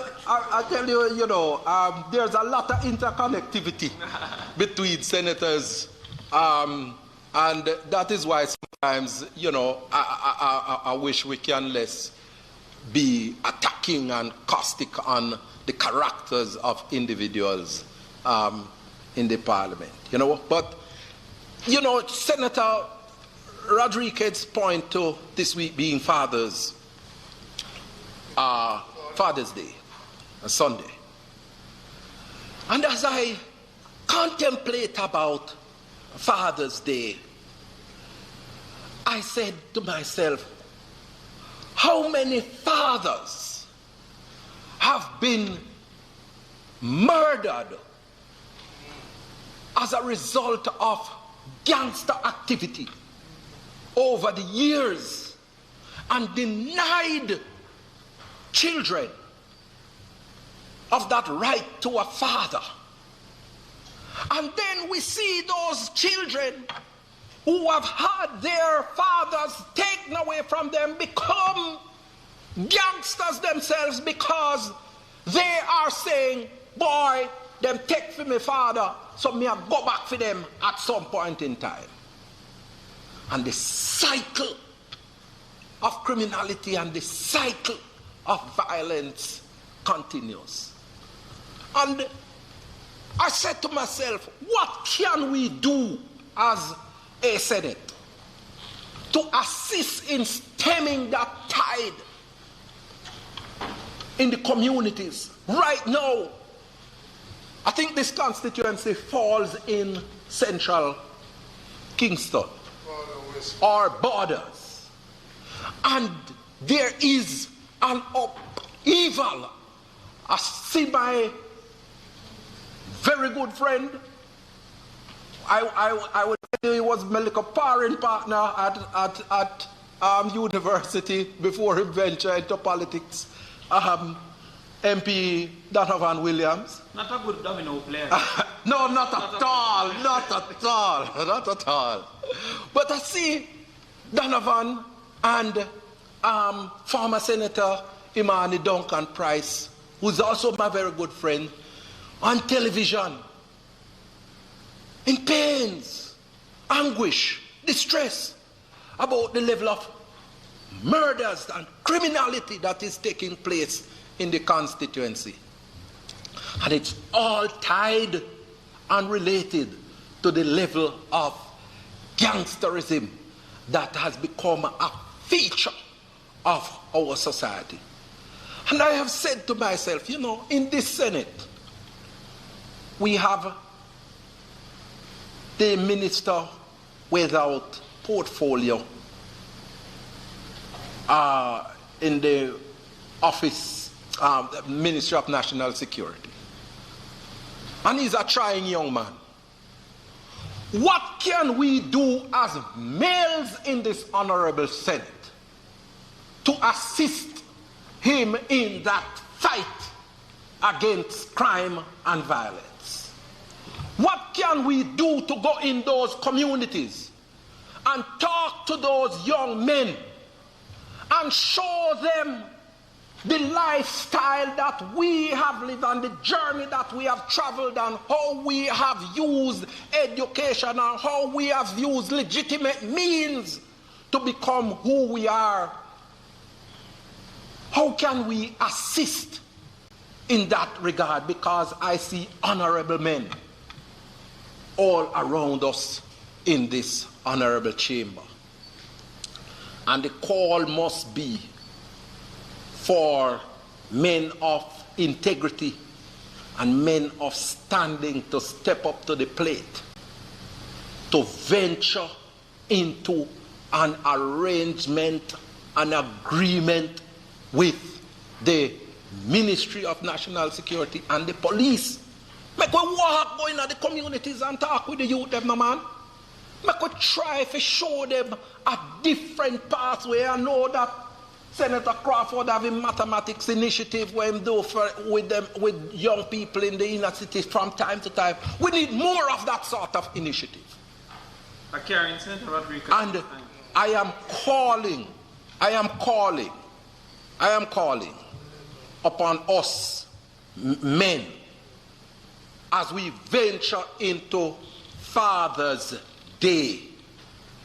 Let us be reminded of those children whose fathers have been robbed, have been snatched away from them because of gangsterism. And if we want to change that, let us rally together. Let us rally together and send a signal and go out there in the communities. Because, Mr. President, as I close,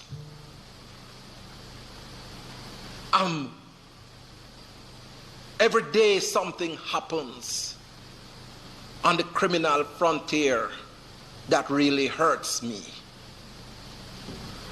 And I was very disappointed.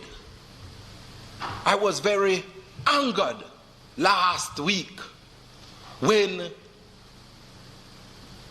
the news came that some workers on a garbage truck,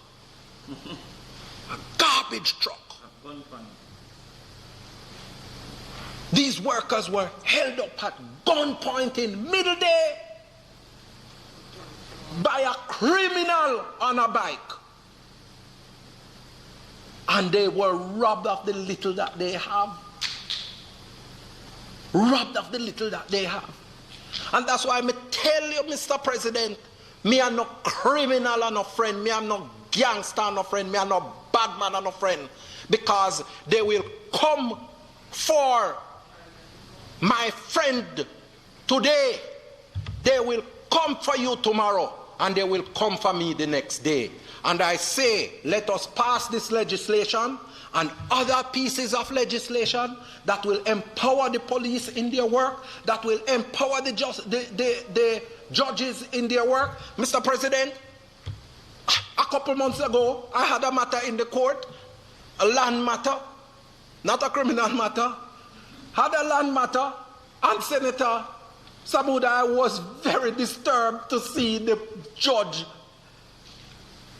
telling me when I was giving my evidence that I must go slow because him taking notes. He must write down the notes.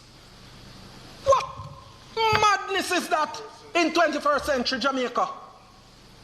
And we expect that justice is going to be efficient and delivered quickly in our society. And that is why you see people take up the law into their own hands. We have to correct all of these problems so that we can have an effective crime-fighting strategy to eradicate criminality, to eradicate gunmen, to eradicate gangsters from the face of our society. May it please you, Mr. President.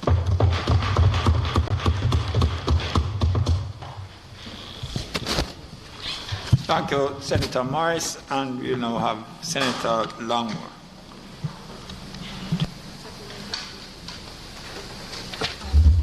Thank you. Thank you, Mr. President. I honestly did not come prepared to contribute to the bill this morning, but I had to, because my goodly colleague on the other side, Senator Crawford, you asked to be informed. I will be an informer today.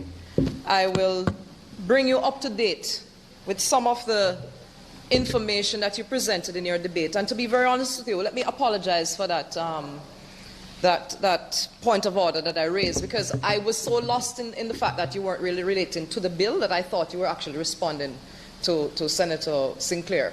So you just weren't on the bill at all. So I just let me intervene at that point.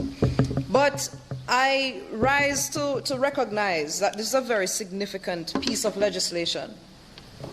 But before, and I would hope that as much effort that is going into addressing the reactions and the seeking the avenues to justify crime and to see justice in crime and violence, that we seek to address the prevention and the preventative aspects of crime and violence, and they are quite significant. And Senator Crawford, with respect to your reference, I could not sit here. I'm a behavioral scientist, if I may say, of the highest qualification. And I could not sit here and let you erroneously reflect that there's no link to media content and the effect on violence in our society. I will quote from 2008, articles on an academic publication website, PubMed. Linkages between internet and other media violence with seriously violent behavior by the youth. This is by Barra et al. In Pediatrics, in a International Journal of Pediatrics, 2008. Conclusion: exposure to violence in the media is associated with concurrent reports of seriously violent behavior across media, including games and music. Newer forms of violent media seem to be especially concerning. Good research. See? Good research. I pull on another reference. This is youth violence, what we know and what we need to know. This is from the American Journal of Psychology in 2016. This is by Bushman et al. We consider new quantitative data mining procedures that can be used to predict youth violence perpetrated by groups and individuals, recognizing critical issues of privacy and ethical concerns that arise in the prediction of violence. We also discuss implications of the current evidence for reducing youth violence and offer suggestions. We conclude that by arguing prevention of violence in our society, that the media needs to be addressed.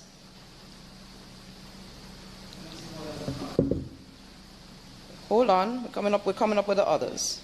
Media violence and other aggressive risk factors in 7 nations. The media violence effect on aggression remains significant even after statistically controlling for a number of relevant risk and protective factors, and was similar in magnitude to the effects of other risk factors. In support of the cumulative risk factor, joint efforts of different risk factors on aggressive behavior in each culture were larger than effects of individual risk factor. There is no question about the media violence link with respect to the last one, the role of media violence, and I have one specific to Jamaica. The role of media violence in violent behavior.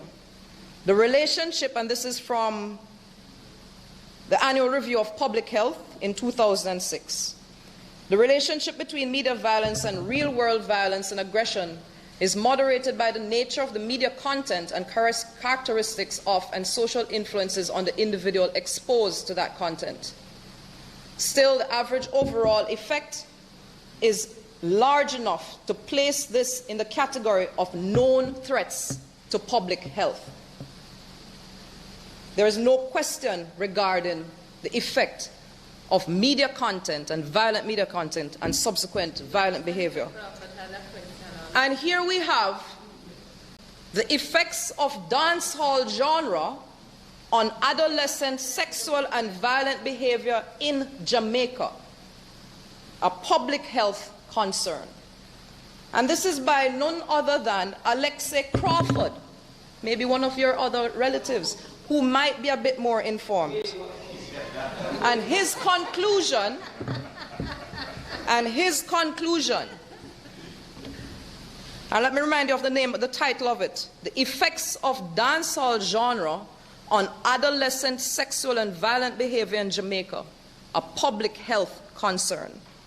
Conclusion: there is a correlation between hardcore dancehall genre and the sexual and violent behaviors of adolescents. There you go.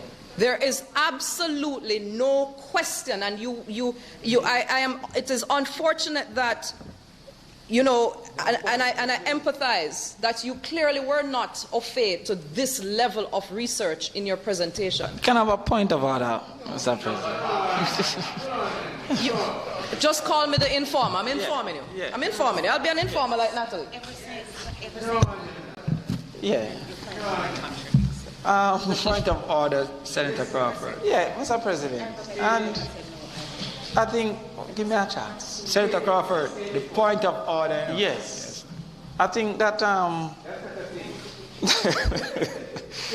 think that the member is misleading in her suggestions, because I've highlighted firstly in my presentation that aggression is not it has been proven not a reasonable representation or proxy for violence. And secondly, I believe that the member is seeking to suggest incorrectly that I have not done my research while I presented. So if you have counter research, the member should simply present that. Well, all right. Senator, thank you. It's not a point of order, but I take note that Senator Longmore is an expert in the area. Thank you, Mr. President. I like I said, I empathize and I recognize that I needed to put on the teaching cap here, my friend. And the last one that I will quote is from the American Academy of Pediatrics policy statement: impact of music, music lyrics, and music videos on children and the youth. And this is in a 2009 communication. And it quotes: as with popular music, the perception and the effect of music video messages are important, because research has reported that exposure to violence, sexual messages, sexual stereotypes, and the use of substances of abuse in music videos might produce significant changes in behaviors and attitudes of young viewers. Pediatricians and parents should be made fully aware of this information. Furthermore, with the evidence portrayed in these studies, it is essential for pediatricians and parents to take a stand regarding music lyrics. Now, Mr. President, one of my concerns with the presentations that we have heard, and as a mathematician and established as such by myself, if A equals B, if A plus B equals C, then B minus A plus B equals C, then C minus B equals A. I tell you, a long time in the maths, but that's how long I heard about grade ones. It went all the way. If A plus B equals C, then C minus B must equal A. So that is the connectivity between the logical thinking and going towards the problem solving. Now, if you are going to conclude that the Prime Minister's the content of some of the lyrics and trying to remove the connection in your expressed aberrations that you alluded to in terms of reflecting on the contents of the lyrics, it is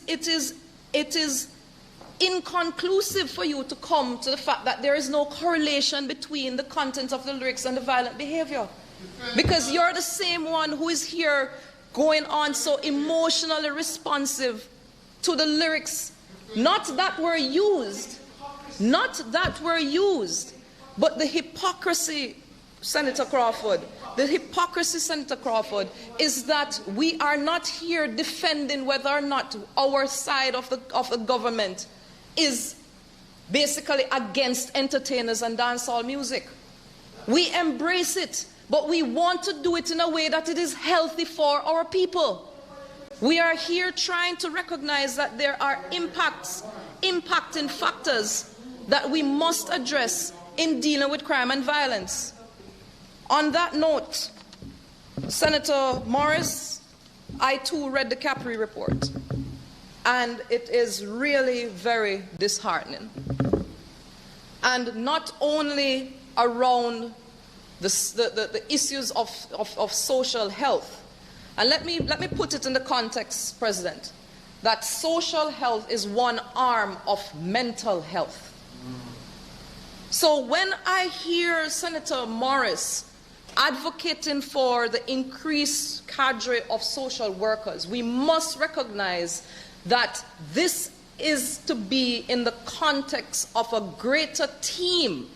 We cannot, the issues of some of these youths in our community, a social worker cannot manage. That is just a part of the solution, Senator Morris. And that is now, I'm not going to belabor the point, because that's what the State of the Nation is for. But not disclaiming it, but I am trying to also help you to recognize that it is a part of the solution, and if we run with only that part, we may end up creating more of an issue, and it would be inefficient and highly ineffective. We have to see, the Capri report spoke to a lot more and a lot more need. And what I will agree with you is that we need to, as we seek to address crime and violence in our society, we need to focus on the preventative aspects of such. So, in that respect, President, as I said, I did not intend on speaking on the bill. I recognize the importance of it, but I was compelled to respond to a lot of the erroneous information that came from the other side. And I so support the bill. Thank you, Mr. President. Thank you, Senator Longworth. One day we should debate over lunch.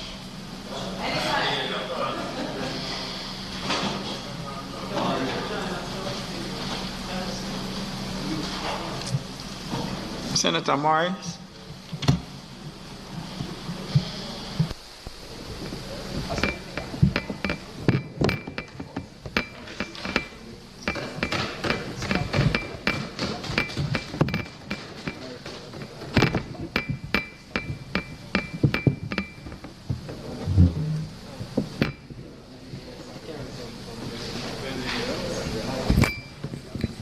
Thank you, Mr. President.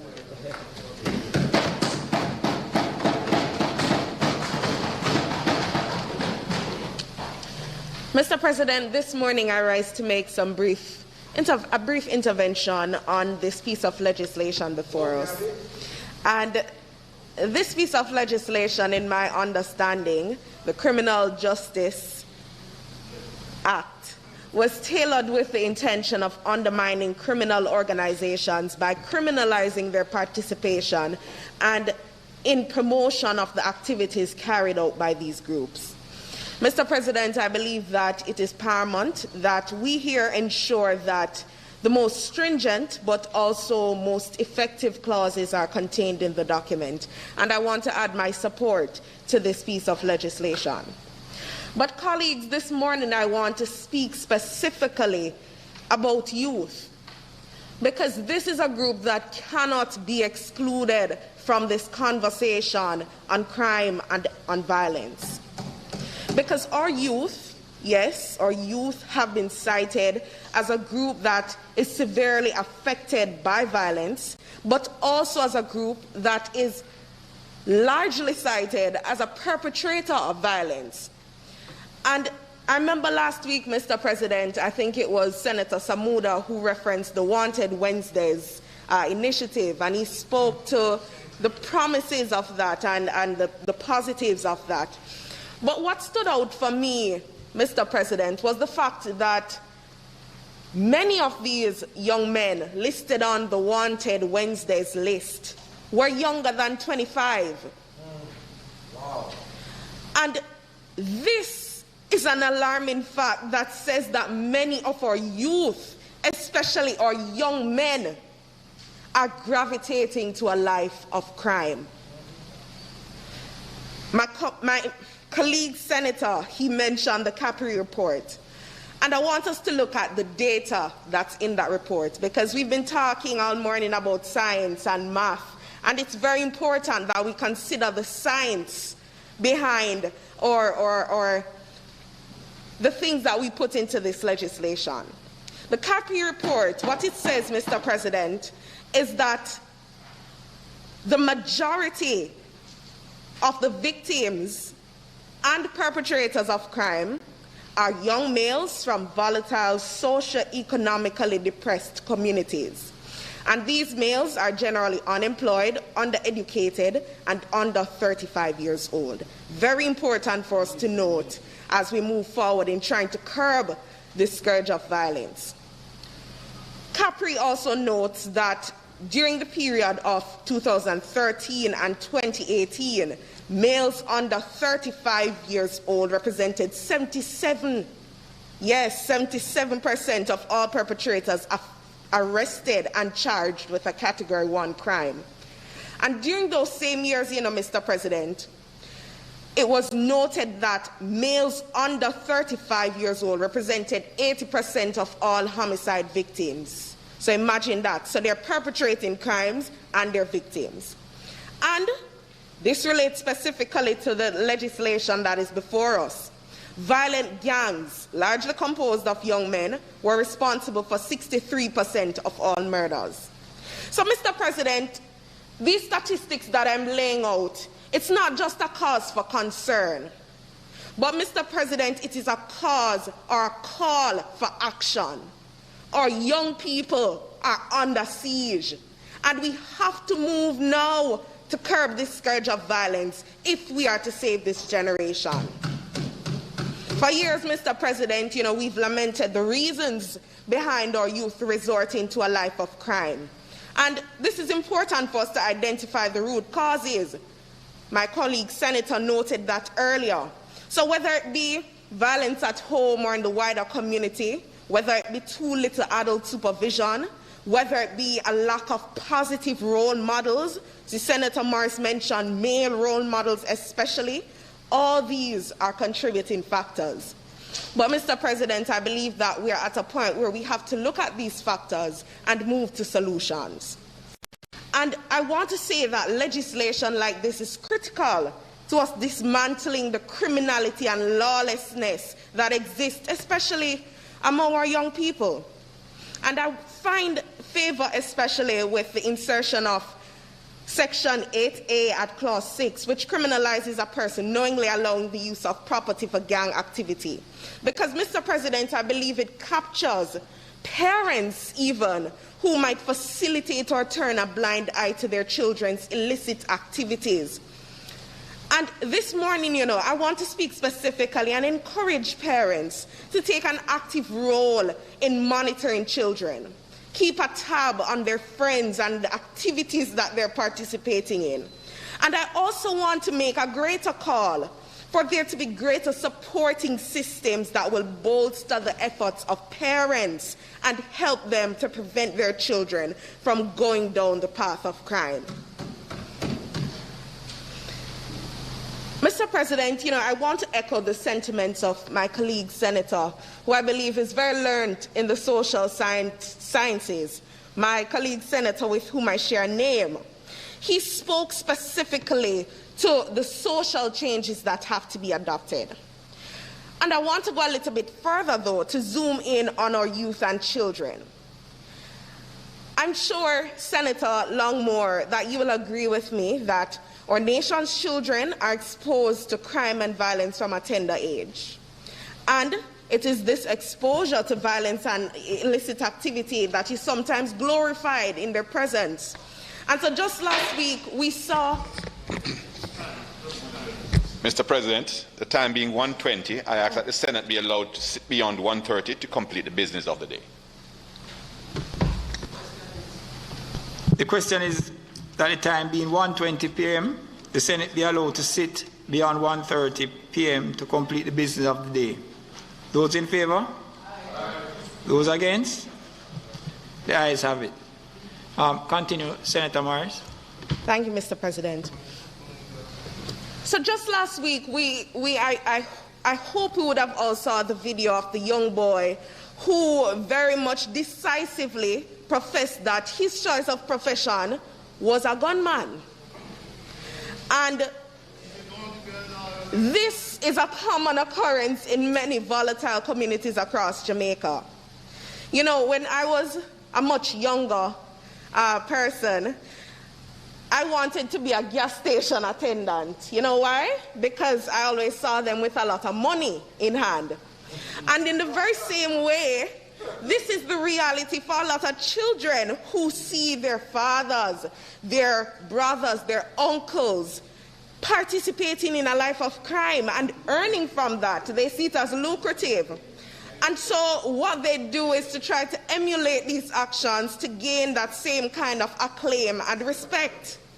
And so if we want to curb our crime problem, a part of our response must look at the root. We have to look at our children. And, I agree with Senator Morris when he says that social development programs are critical, right? And Senator Longmore, I'm not saying that, this is the only form that we can use to tackle this crime problem. It's a multifaceted approach that we have to take, but it is a significant part that we must pay attention to. And I say here without apology that if we cannot radically change the social situation in Jamaica, crime is going to continue to fester. But what I want to put forward is that with these social intervention programs, we have to ensure that they're executed in a strategic, a scientific, and evidence-based manner. My lecturers in Karma could be very proud of me saying that we really have to look at the programs that exist and weigh them and their social benefits and see how we can implement a strong system of monitoring, evaluation, and learning techniques. So we're looking at things such as programs and pushing them forward using theories, using baseline measures, and also using technology. This is something that I would love to see implemented, using systems of technology to track interventions that are implemented right across the country so that we can better weigh outcomes from these programs and overall effect greater change in violent communities.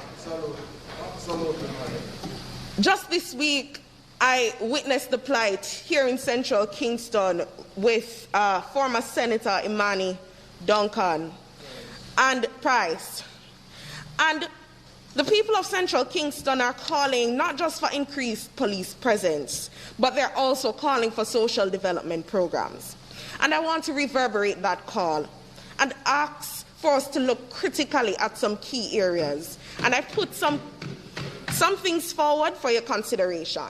So 1, allocating resources that will bolster and broaden the work of social workers and other psychologists.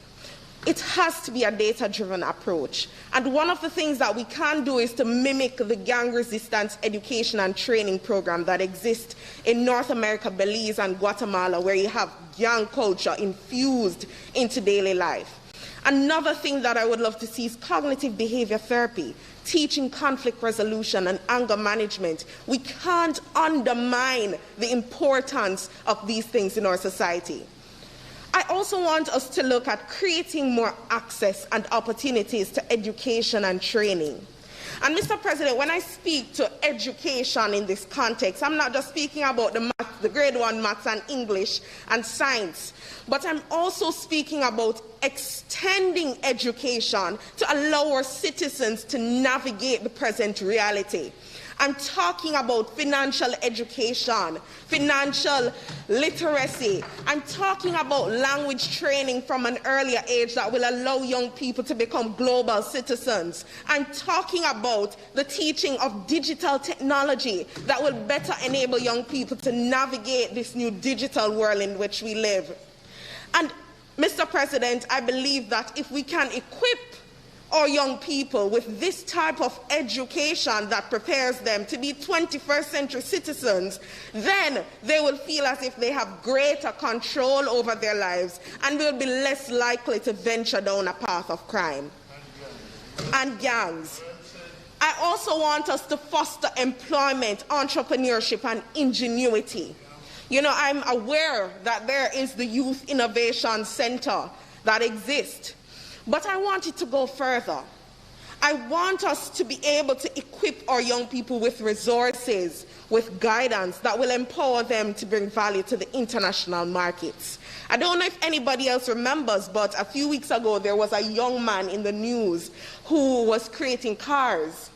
Imagine with me if that young man was able to create a patent for some car manufacturer overseas. That is the type of ingenuity that I want our young people to be equipped with. And in closing, I want to share a perspective for us to consider, a perspective that has been shared with me by many young people, a perspective that I have experienced myself. Mr. President, it is way too difficult for young people to do business in Jamaica, for young people to advance themselves here in Jamaica.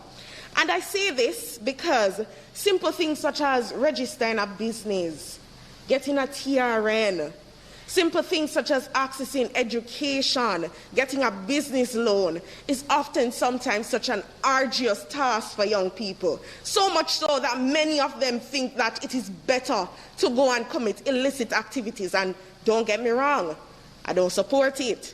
But, Mr. President, I believe that we have to create a system that welcomes young people especially and allows them to feel as if Jamaica is a place for them to do business, live, raise families, and work. Because many of them want to run away, and we have to change that. And let me bring it back to crime. Professor Don Robotham, he cited that the workforce, when the workforce can't fully support its educated young people, you know what happens? They move into a life of crime, and you have increases in crimes, especially cyber crimes. We've seen that a lot among young people, and it's because many of them are not able to find their place in society. We have to do better by them. In closing, Mr. President, I want to again emphasize that we have to look at the problem's root. We have to make scientific and strategic decisions when it comes to crime. The statistics are alarming, yes, but we can overcome the scourge that is crime. We can set our young people on a better path. But we have to make it a priority, and we have to act now. The diversion of young people from crime must be a paramount objective in implementing this legislation. For this reason, I'm in support of these stringent disincentives which this legislation provides for young people who might otherwise be inclined to engage in illicit activities. However, for the betterment of Jamaica, Mr. President, I believe that we have to work towards improving the prospects of our youth. We have to provide them with viable alternatives to crime. The importance of this, and this cannot be understated, because what a shame it is to lose so many young lives. Mr. President, yesterday I got a call, and I'm going to share this because it was so disheartening. I got a call from Charlie Smith High, and they said that they had just lost a student to gun violence. Wow. Since last year, they've lost 7 students. Our young people are dying.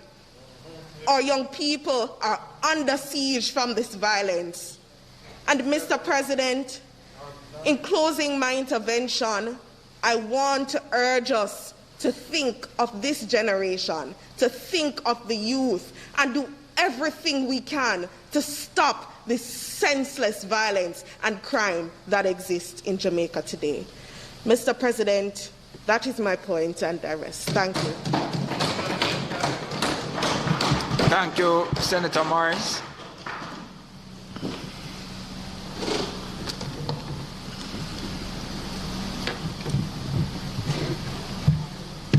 Minister? Minister?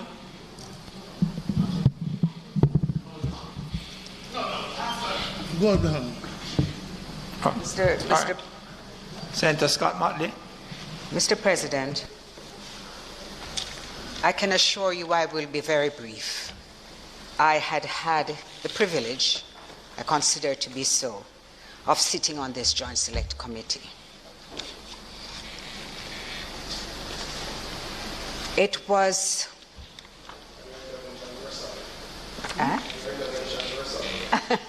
I had some concerns, but I did not sign a minority report. I completely endorsed the intent of the legislation and was happy to see that the review was taking place in a timely fashion. I was particularly pleased with the care that was taken to ensure that those who tried to seduce our children into criminal activity or committed a criminal act near a school would be severely punished. I think that is one of the things that I really appreciate about the legislation. I also thought, Mr. President, that it was important that a clear signal be sent to those persons who are involved in transnational crime and who feel that they can come here to Jamaica and make this a base, so that the fact that persons who were not citizens or ordinarily resident here were also the target of severe penalties. I did not like one aspect of it, Mr. President, and I know you spoke to that last week, and it was the point about symbols or markings, whether in the forms of tattoos or any other items, on or in the possession of the person that indicate a link or involvement with the criminal organization. I thought that was a dangerous clause to introduce. And it is because there is no original thought in this world. So that if, for example, the police had in their possession information that having a butterfly in a particular place on one's body was a signal that one belonged to a criminal gang, a person totally unaware of the nature of this gang could be exposed to criminal action without knowingly committing any offense. So, for example, Mr. President, somebody, remember the definition of a gang. Remember the definition of a gang. It is 3 or more individuals who come together with a common purpose of carrying out criminal acts. It does not, this particular section does not require the person to be knowingly wearing it. It doesn't require that there be a connection. It requires that it is a police who determine whether or not the fact that you have this symbol or a marking qualifies you to be a member of a gang. And you know, in a way, what it does is that it demonstrates a bias. I'm going to be quite open. It demonstrates a bias. And I have had to speak to my son about the fact of his tattoos. Because I said, if you're going through the airport, make sure you wear a long sleeve shirt. Because you can be apprehended. Be careful when you're on the street, because you can be apprehended. Perhaps, and I'm going to say this, the fact of his otherwise appearance will save him. But if he was a very black man with hair like mine and the tattoos, he might not get the opportunity to defend himself, because there would be a presumption, because we do stereotype people. And that was a point that was being raised all the time in the Black Lives Movement, that just a fact of being black, and not, well, in that case you didn't even have to be dressed a particular way, but just a fact of being black made you more susceptible to being arrested or being a victim of criminal activity on the part of the police. And that is why I didn't like it, and I still don't like it. Of their own knowledge, it should be included. The other thing I had a problem with is that I thought sometimes the net was being cast too wide. My own view is that this legislation was so important that it had to have a certain level of focus. But we moved from serious offense to applicable offense, and that was a good thing, because it enabled the prosecution to overcome some of the challenges which it was experiencing. But no matter how I wrap my head around it, I just wanted to briefly look at the offenses under the Fisheries Act. You know, no matter how I wrapped my head around it, I couldn't see how some of these offenses ended up under this legislation. I just could not see. And because there is no data, no information to support why it is that you were including these offenses, I think the committee was a little bit hampered. So, for example, with the whole question of the larceny or the cattle, stealing cattle, you could hear that what some of the gangs do is that they steal the cattle and they steal the cattle and they sell it, and so they could earn money through this method. But I still cannot wrap my head about the Fisheries Act. And so, Minister, if you have an explanation, please tell me so I can hear it. One of the things that was concerning was that during the presentations, we found out that was a time when 448 persons had been arrested as gang members. At the time, I think they said that 250 gangs were actually active, and 448 persons were arrested under the legislation which we are amending. There were only 2 convictions at the time, and they were secured by guilty pleas. The prosecution of the gangs has not really resulted in the outcome which we would like, all of us. Because we know that most of the murders are gang-related activity. That is documented. Yet, we can't somehow, we have not found the methodology which will ensure that they are convicted and that the penalty is paid. So that the Jamaica Constabulary Force then actually said that with hundreds of cases before the court, they awaited the successful outcome of some significant cases in the expectation that gang activities and the proliferation of gangs will be impacted. At the time, as I said, 250 gangs active.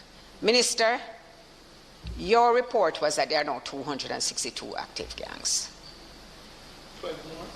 So I don't think we are going in the right direction. Remember that with the Kings Valley gang, I was about to tell you.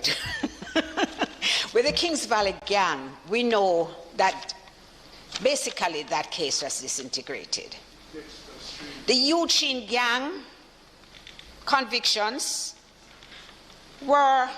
there were some convictions in that regard. But what we were told is that these gangs had made over 400 million from their criminal activities. I think it's important that the public actually is made aware of some of the ways in which these gangs make their money. And I think that we're not going to succeed unless we offer element of protection to the people who are informers. Senator Rodriguez, we need a level of protection, because I was delighted when you declared that you were an informer. Most people don't think politicians are. But the truth of it is that the average person is totally scared. Totally scared. You know, I had a young girl, it's not an irrelevant digression, who came to me 2 weeks ago, and because she had been watching the sexual harassment Joint Select, told me about a company in which a director had systematically gone around harassing the girls. And she told me his name, she told me the company, but then she was scared to come forward because she didn't know if making a report would endanger her. So I don't know how we are going to do it, but we have to become conscious of some of the ways in which we can offer some protection. Sometimes the Crime Stop is just a remarkable program so that people feel that they are anonymous, and we have to do more like that. Finally, although I did say I was going to be brief, and I broke my word, but when the police and other entities made presentations, I'm not going to call everybody's name, but when they made presentations before us and they asked for certain powers, it had to be pointed out to them that the powers already existed. In fact, it is your Attorney General who in the House made a presentation in which she expressed a deep alarm at that information, that the people didn't even know that they had the powers which they were advocating for. And so, Minister, you have to ramp up that training. You have to ramp up that training. And I'm suggesting to you that now that we are in COVID time, it is an excellent opportunity because we can use Zoom for everything. And people in different parts of the island can actually be at the same training session. I am imploring you to make sure that your officers, even at the top levels, are aware of the powers which they have and the way in which they need to use those powers. Finally, if you look at some of the reports from the different agencies. And if you even look at the reports tabled here today, the ministry papers, which tell what have been done at the Mount Salem communities and in Greenwich and in Augustown, the things that have been done are the things that we have established state agencies to do. Simple things that lie already under the purview of the state agencies. We won't have to be spending $390 billion creating interventions if our agencies were monitored and compelled to perform. I think it is possible.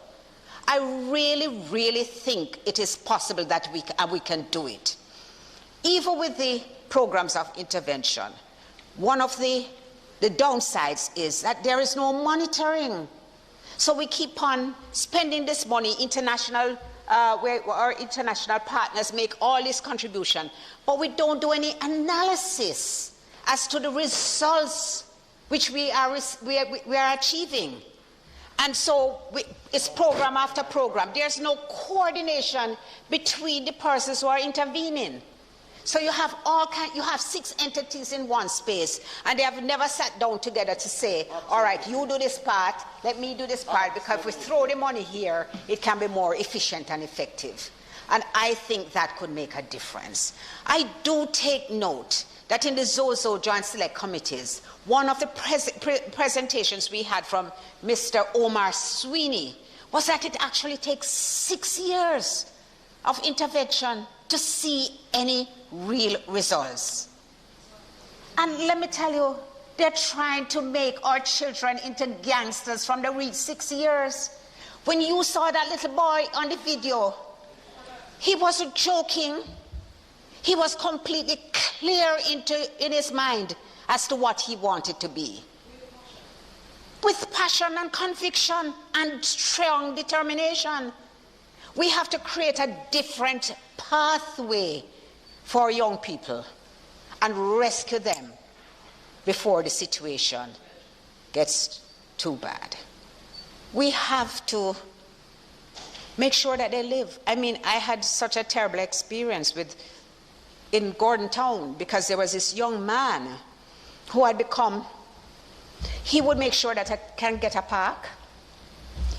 He would, in the evenings, take me to my car, open the car door, make sure I am there, safe. And one evening I said bye to him, waved to him, hail up everybody. Luckily I didn't stop that evening, because sometimes I linger. By the time I reached home, he was dead. He and 3 other men were dead. Some men had come down from a track and he was dead. And this is a young man that 2 weeks before I said to him, I have to meet your mother. I have to find and meet that woman who grew a young man like you. Because he was so thoughtful. He was so considerate. I was overwhelmed by how he behaved. I said, but this is not what I expect.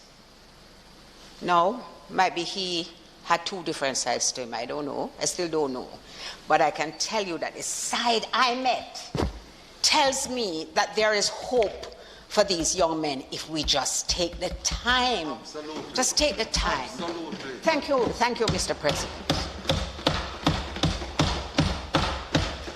Thank you very much, Senator Scott Martley. Senator Brown. You going? Okay. Senator Leslie Campbell.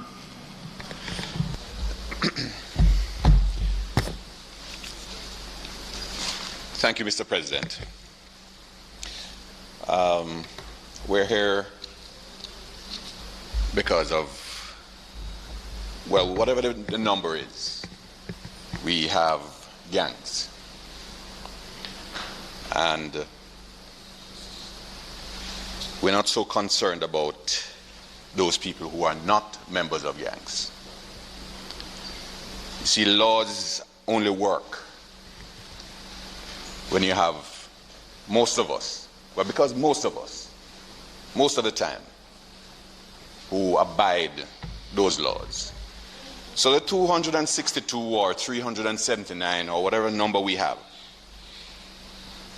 and do not constitute the majority of Jamaicans. So we are concerned about those persons who, for whatever reason, because we can bemoan the fact that we don't have the necessary, or we can't afford it otherwise, the interventions to keep persons out of gangs. But is it the gangs? Is it that we're saying that that constitutes the majority of us? That most of us feed into those 379 or 262? The anecdotal evidence which is before us, because we are a set of people who we don't rely very often on data. We tend to rely on the knee-jerk responses. But I want to encourage us today to focus on not so much on the interventions which ought to be made for these 262 gangs. We really want to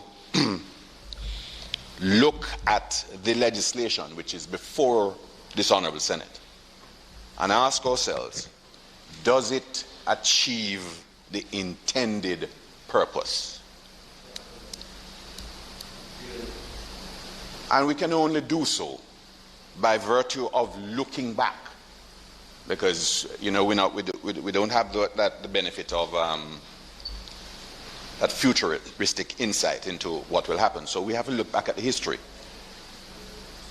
Going back to 2014, and as my colleague Senator Scott Motley just indicated, at a certain point we only had 2 convictions which came as a result of the court's application of that 2014 piece of legislation. Do we continue with what we had? No. So it's an attempt to rectify that breach which we have. Hence we have the legislation before us today. And I offer my full support, having considered the amendments which have been proposed, in the hope that they'll achieve those intended purposes. Because when we look back at the reasons why these cases which came before the courts failed, it does point to a lack of understanding on the part of those who collect the evidence to place it before the courts. So in those circumstances, and I think Senator Bunting did make those recommendations, that we do more intense training of those who are collating the information. And a greater level of training ought to come from those who are putting together. Because you see, the evidence. We have a history of police officers looking at conspiracy charges. And I can tell you that conspiracy charges are one of the most difficult charges to secure a conviction. I have been involved in a few cases involving conspiracy, and I can tell you, on not one of those occasions did any of my clients get convicted. And it's not, I don't pride myself in being the best criminal lawyer, but the fact is that it is very difficult to prove. So it is against that background that we see those difficulties where it is so difficult, because in this particular piece of legislation, it is akin to a conspiracy, because it's where 3 or 4 persons come together in a joint enterprise, as it were, if I may so describe it. And the police officers, having the history of having the difficulty with proving conspiracies, are also experiencing a similar difficulty in establishing or putting together the evidence to convict. And it's only against conviction that we'll be able to say, well, we're dismantling gangs. We can dismantle the gangs. So I'd recommend, one, that we have a greater level of training, and those persons who are involved in the investigations, that they receive specialized training in order to put together the evidence. It cannot be that we take persons and we send them to the police college for 6 months. The same level of training which historically was dealing with more offenses to deal with, established with agricultural produce offenses and so on. In historical context of all of this is that it was good then, but we have moved on a little from that. And what we ought to do now is to give people a little improved training to meet the demands of the day. Because I can tell you the people who are involved in cybercrime, they're very talented people. And we have to match them with the level of intelligence. And, we have to be able to investigate and prosecute at that technical level. So I'd suggest that starting with the training at the institute, the police training college, that we improve the offerings there, so that when those officers hit the road, as it were, they are prepared to investigate and be able to put the level of evidence before the court. Our learned Chief Justice bemoaned the fact that he had to, regrettably, release some of these persons in the Uchen's case. In that, whilst he may have expressed his personal belief that some of these persons were concerned, the evidence was not before the court. And that, in essence, is where the difficulty lies. So again, my recommendation is that there be a greater level of training for those officers. And insofar as the particulars they are concerned, set out in the various amendments, I think if we again train the officers properly and have them rely on the amendments which are set out here, we may very well achieve the results which we set out to achieve. And I don't want to take away from all the recommendations. I hear them coming from the two Senators Morrisons, and our friend Senator Crawford and members of the government team. But I think we have to face up to an incredible piece of truth that Senator Crawford referenced, is that we place far too great a reliance or demands on the state, and we do not emphasize sufficiently personal responsibility.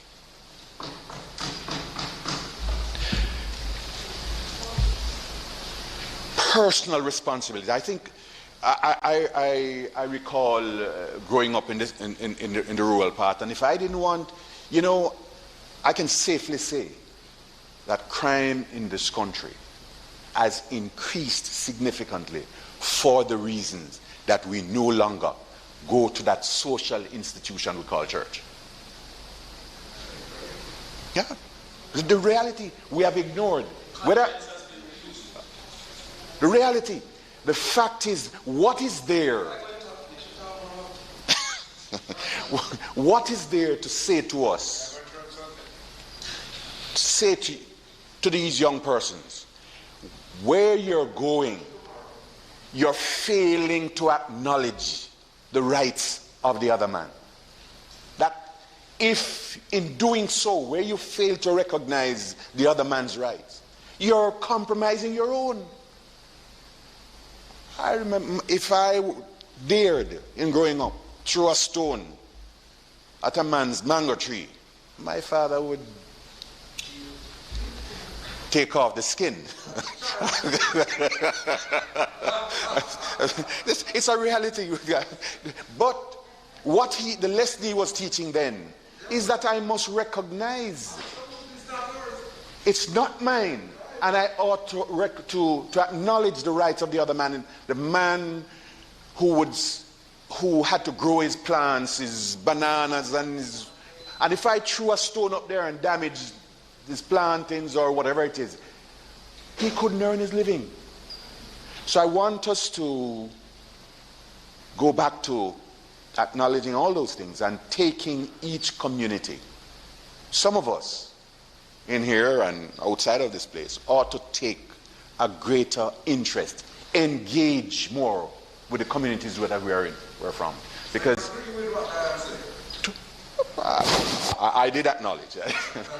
Yes, we have to engage a little more, because it's in engaging that we then come to realize some of the issues which are confronting some of these persons that we ultimately describe as gangsters.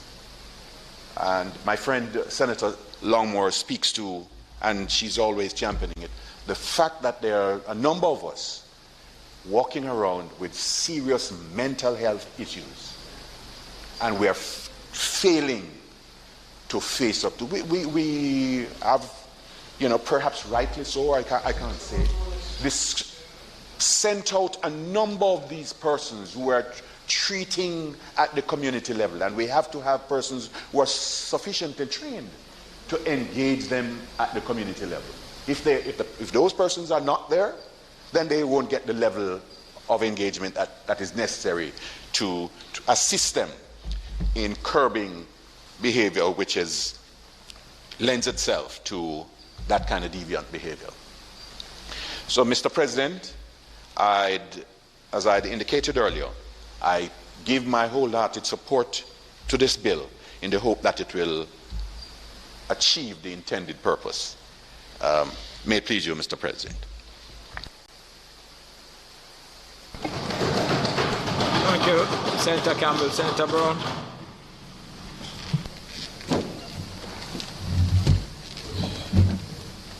Mr. President,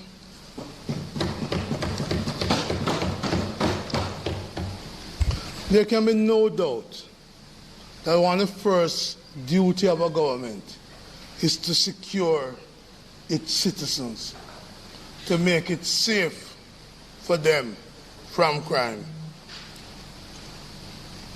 While in opposition, the current Prime Minister made it clear that if you voted for him, you'll be able to live,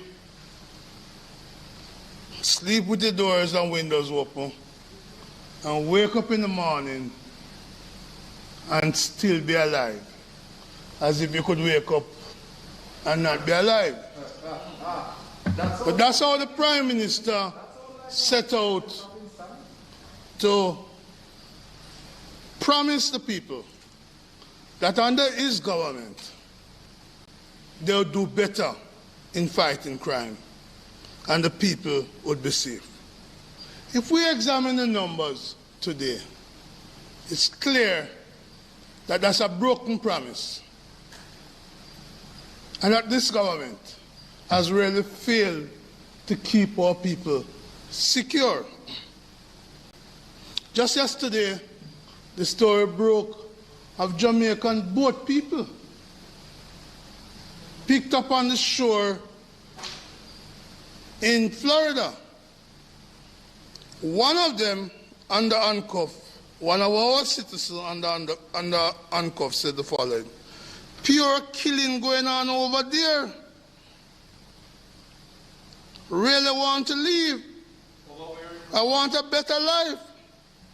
No life in Jamaica right now. That's what our citizen, Senator Campbell, told the world. Having heard, no doubt, our Prime Minister in opposition making the promise to him and probably voting for the Prime Minister party that they'll do better on crime. But his first words is that pure killing going on over there, meaning Jamaica.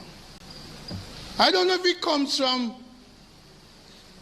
Central Kingston, but there can be no doubt, Senator Gill, that pure killing going on in Central Kingston. Just follow the numbers. And in fact, if I should paraphrase or quote the lady from Tivoli Garden in 2010, she said, people are dead in round here. People are dead in round here. And in the country, too many people are dead in round here. Much more than died under the previous government. Yes, yes, yes, yes, the data is there. The data is there. So, we start there. Too many people are, quote unquote, dead in round here. So, this man runs away. President, if that man in that video was from St. James, I could understand it. Too many people are dead in around there. There was a 60% increase in murders in St. James this year over last year. So that's the reality under which we come, Senator Samuda, to discuss the amendment to the anti-gang legislation. Too many people are dying, dead in around here. That's the reality. And when you listen to this debate, you get the feeling that all is well, and that crime is not a major threat to the country. Senator Morris spoke to, Floyd Morris, spoke to what happened last week, Thursday, in upscale Cleveland Avenue, Kingston 6, not 13, not downtown, Cleveland Avenue.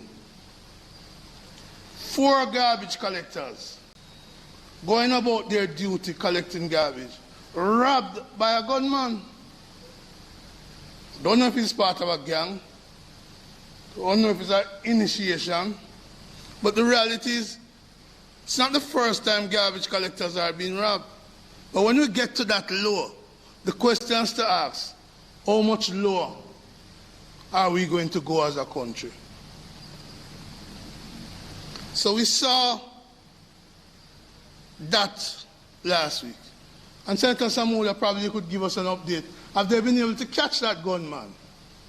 Or is he going to be allowed out there to go and rob more, not just garbage collectors, but postmen, firemen, hospital workers, workers in schools, more poor people? So people are not safe around here under this government. Yet, for 6 years, you have had this anti-gang legislation. An anti-gang legislation for you to enforce. Senator Scott Motley spoke about Garden Town. But when I hear that in tranquil, way out of the way Irish Town, that criminal gangs are active, I have to ask myself, where else in Jamaica is safe if tranquil Irish Town, with barely any good road to get there, is facing a crime problem? And then I remember, President, that Irish Town was where Senator Gill Sir Alexander Bustamante went to live. And I said, boy, I'm going into Buster Yard place. And then, next thing I hear, Mr. President, is that they're gone with Buster Bond, blame him, and over, where they shoot up transport operator. So it's like they're following around Buster, where my yard was, where I'm born. Now they're going to blame me about that. How I'm going to talk about it, you trust me. But suffice it to say, this crime is all over Jamaica, in the quietest of rural districts. Even after 3 years, Senator Samuda, of Zozo in Mount Salem, I heard the Member of Parliament and Attorney General bemoaning the fact that there's an upsurge in Mount Salem despite 3 years of Zozo. But we're not surprised, because those of us, like Senator Samuda himself, Senator Campbell, Golden Camp Senator Scott Motley and myself on the Zozo, realize that part of the problem, Senator Crawford, is nobody have any data that can inform and guide on whether you're making success or not.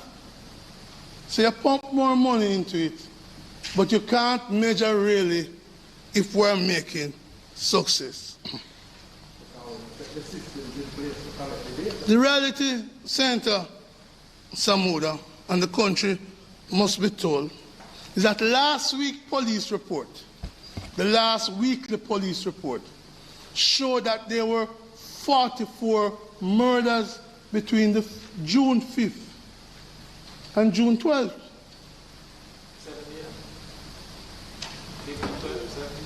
Inclusive.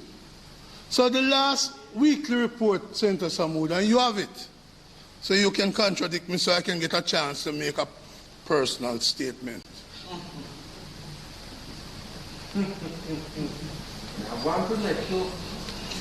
44 Jamaicans were murdered. That, Minister, amounts in a 7-day week to 6.3 Jamaicans killed each day on average. Don't do the maths, I did it already. I did the maths. 6.3. Minister, if we should multiply that by 365, the number of murders would be over 2,190 for the year. Thankfully, there have been days when it has been less than 6. 5. And 3 and so. But the reality is, that week, which includes some people killed in Central Kingston, for which I commend former Senator Imani Duncan Price for waging a campaign to bring to the government's attention that people are dead in round there. And they pay taxes. And they deserve greater protection from the state who collected their taxes. It's not just about personal responsibility, but the state have a big duty to protect the citizens from which it collected taxes, and even when it don't collect taxes from them. But in this case, it does collect tax. It does collect tax from them. So 6 per day. If you look at the last 3 weeks, over 90 murders reported by the police. So we're in a chronic, as Ezra Miller would say. We're in a chronic. And the answer is not just state of emergency and Zozos. The answer requires smart policing, smart prosecution. It requires support from the legislature.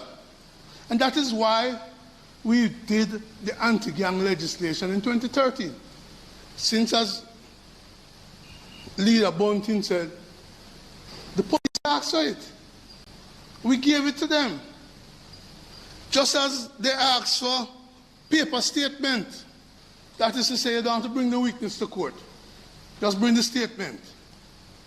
They ask for trial by less than 12 jurors. We give it to them. And we have given the prosecutorial authorities, from the police to the prosecutors in the court, the support they have asked for. And the question we have to ask is, how effectively have they been using it? Have they been just making excuses and saying, yes, you give me that, but that's not enough. Give me more. And when we give you more, you say, that's still not enough. Give us more. And I have a problem with that. I want to know, really, why aren't we assigning to the police lawyers to help build the case? Let me give you an example, because you're going to tell me you're doing it. In December last year, the present Commissioner of Police announced that 50 members of a particular gang were arrested. And that was a big dent into the gang. In May this year, the DPP said 20 of them not even not guilty. We can't prosecute them. So it strikes me that there's a disconnect between those who are out there investigating and those preparing the prosecution. That's what we need to fix. And it may be that the DPP needs more lawyers rather than more legislation. Maybe that's what we need. And so this is why we're not opposing what you're doing, because we too are against crime. But what is needed is for us to set targets. It's not enough to come here, my friend Senator Samul, and tell me how many gangs we have today. Because we had probably less before the anti-gang legislation. What one would expect with the anti-gang legislation would say gang number 1, and that there's a database and its membership.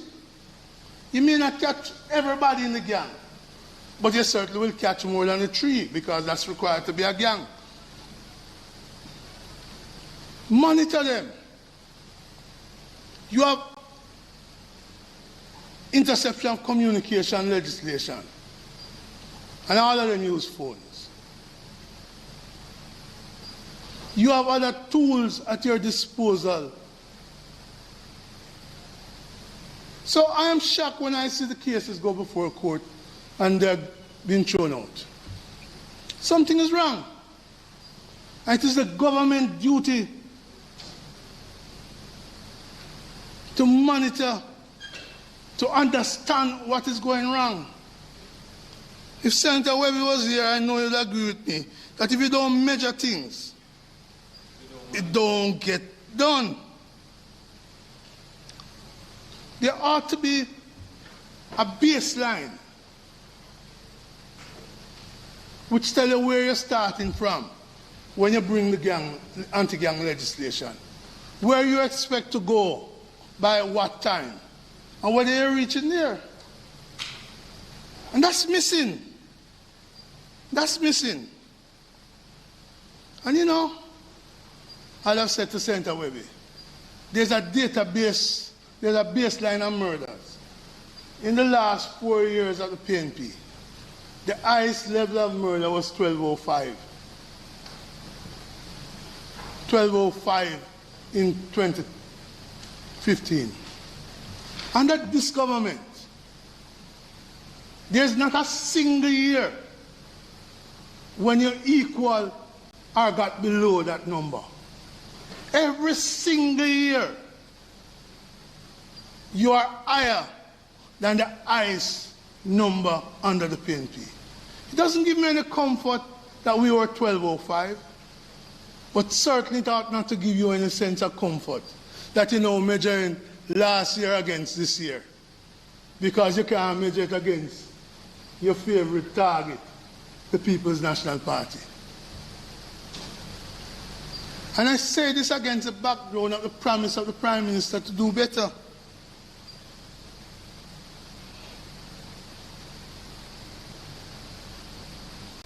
So, it's clear to me, Mr. President, that things not going good. But one thing you can't say, Senator Samuda, when you get up to close, is that you don't have the cooperation from the opposition. Whether in the House or here. You have our cooperation on this bill. This is why I was disappointed, very disappointed, with the conduct of the Deputy President of the Senate last week. You know, he went after Senator Crawford. I'm disappointed. Disappointed because at the same time, he preached the need for coordination and support. But he said that on the one hand, and on the next hand, it was as if a dagger in the back of his colleague, Senator Crawford. But Senator Crawford, I'm happy today you dispense of the hypocrisy of one who calls himself Brogard to win an election and then turn around and denounce the origin of the Brogard label. Don't have to go any further than that. But Deputy President, this Senate will debate matters vigorously. We will disagree. And every time we agree. But let us set a certain standard that truth must be our guide. That truth should lead us. So when I ask to look at the prayer, which speak about in Christian love and charity towards one another, if I had to preach a sermon today, I'll pick that sentence. In true Christian love and charity towards one another. And let me tell you why I choose that. Because there has developed in the Senate a practice of saying things in debates like this about others that are not truthful. I recall the standing president of the Senate making a comment that there are people over this side who have bought their seat in the Senate. I know it's not me. I have checked all my colleagues, and I know it's not any of them. And the president, a Queen's Counsel, aware of the order of Jamaica, ought to provide that information, because to buy a seat in the Senate is a criminal offense. He should go to the police and report the breach of the criminal offense instead of sitting from the dais of the presidency and make such reckless assertion, knowing that it is not true. So when you add that to what Senator Sinclair did last week... Sorry, Senator Brown. And you add Senator Brown, I'm going to ask you, because you have gone off on a way off track now. And I'm just going to ask you to just focus on the relevance of what we are here today. That's what I'm doing. All right? I am talking about the need to come together. But Senator Brown, you are going off and you are making comments which are irrelevant. Not irrelevant. And also comments attacking members of the Senate. And in making those attacks, you are also misrepresenting Senator Brown, what has been said. So I'd ask you to just... Mr. President, let me put it this way. I didn't buy my seat here. I want to make it clear that the trend continues with the leader of government business making wild accusations Senator Brown, Senator Brown, I am asking you to be relevant to the bill that is before us. You know, when you spoke, I'm I'm going to be relevant, and I'm going to ask you if this is relevant. When you spoke, you went at large. But when I speak about the need for us to work together, and all that working together, which you preach when you spoke, and which so many of your side preach, all that working together is not supported by comments and conduct on that side, you say it is irrelevant. It's amazing, but I understand. No wonder today the Gleaner wrote an editorial about the speaker elsewhere. Maybe one day an editorial will be written about the president of the Senate. So, let me make it clear. We cannot be accused of not supporting this legislation. Crime is out of hand. The government is failing its duty to protect the citizens. Government members in the Senate have unfairly attacked members on this side, who you then ask to support you. Does that make it right? Does it look right? So when Senator Samuda gets up to speak now, Senator Bunting is wondering from where he is. Will it be a Jekyll and Hyde? Will it be that he's coming to attack us who support the bill? And it will be relevant?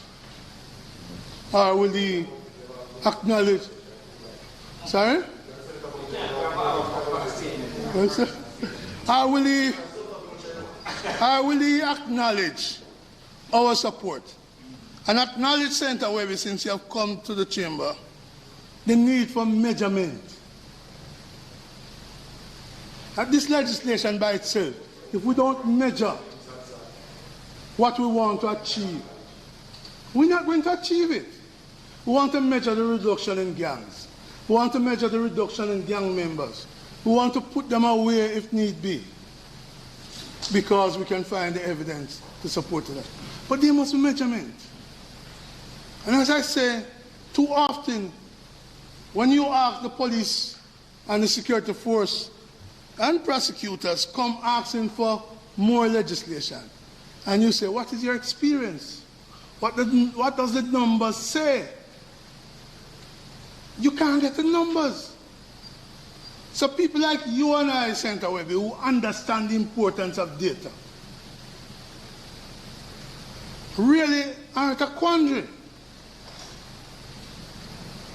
Because the data is not just that we have X amount, but what we have done. And so, Senator Webby, since you are here, the last 3 weeks, end of May, 3.4 murders per day. The week before the last one, 4 murders per day. The last week, 6.3 murders per day. Would you say that's going in the right direction? Absolutely not. Would you say more murders this year to date than last year is going in the right direction? Absolutely not. Will this legislation change that? Not unless the government changes mindset and approach to crime. I find the government wanting. And I want to close with where I started. About that man in Florida. Pure killing going on over there. That's why I'm running away from Jamaica. Senator Brown, do you know the gentleman? President, your interference in the debate is unworthy. Asking if you know him. Your interference in the debate. I'm just asking if you know him. Your interference in the debate is unworthy. Yeah, man, it's unworthy. There is a Jamaican seen on TV to the world saying pure killing going on out here.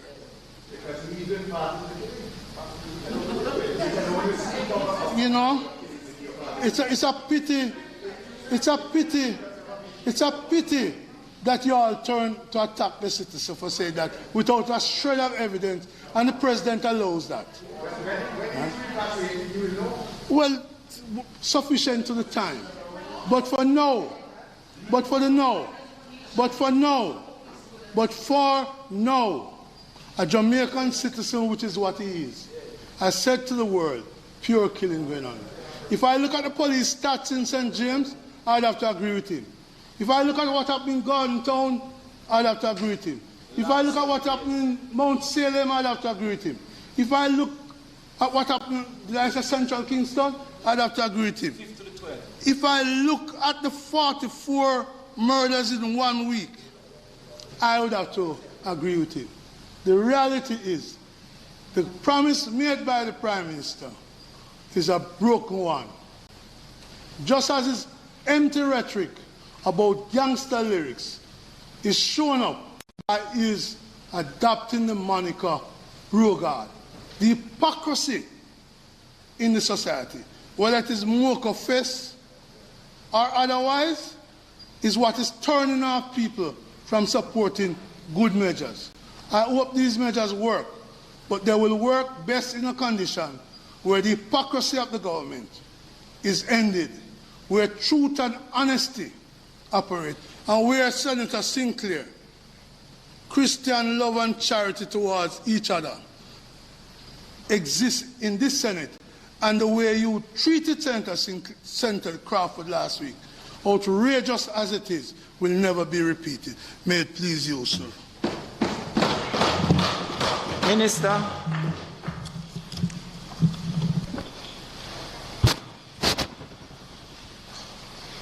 Can I have the lectern, please? Mr. President, I just average the time of your presentation with Senator Browns, and then we fall somewhere in the middle there.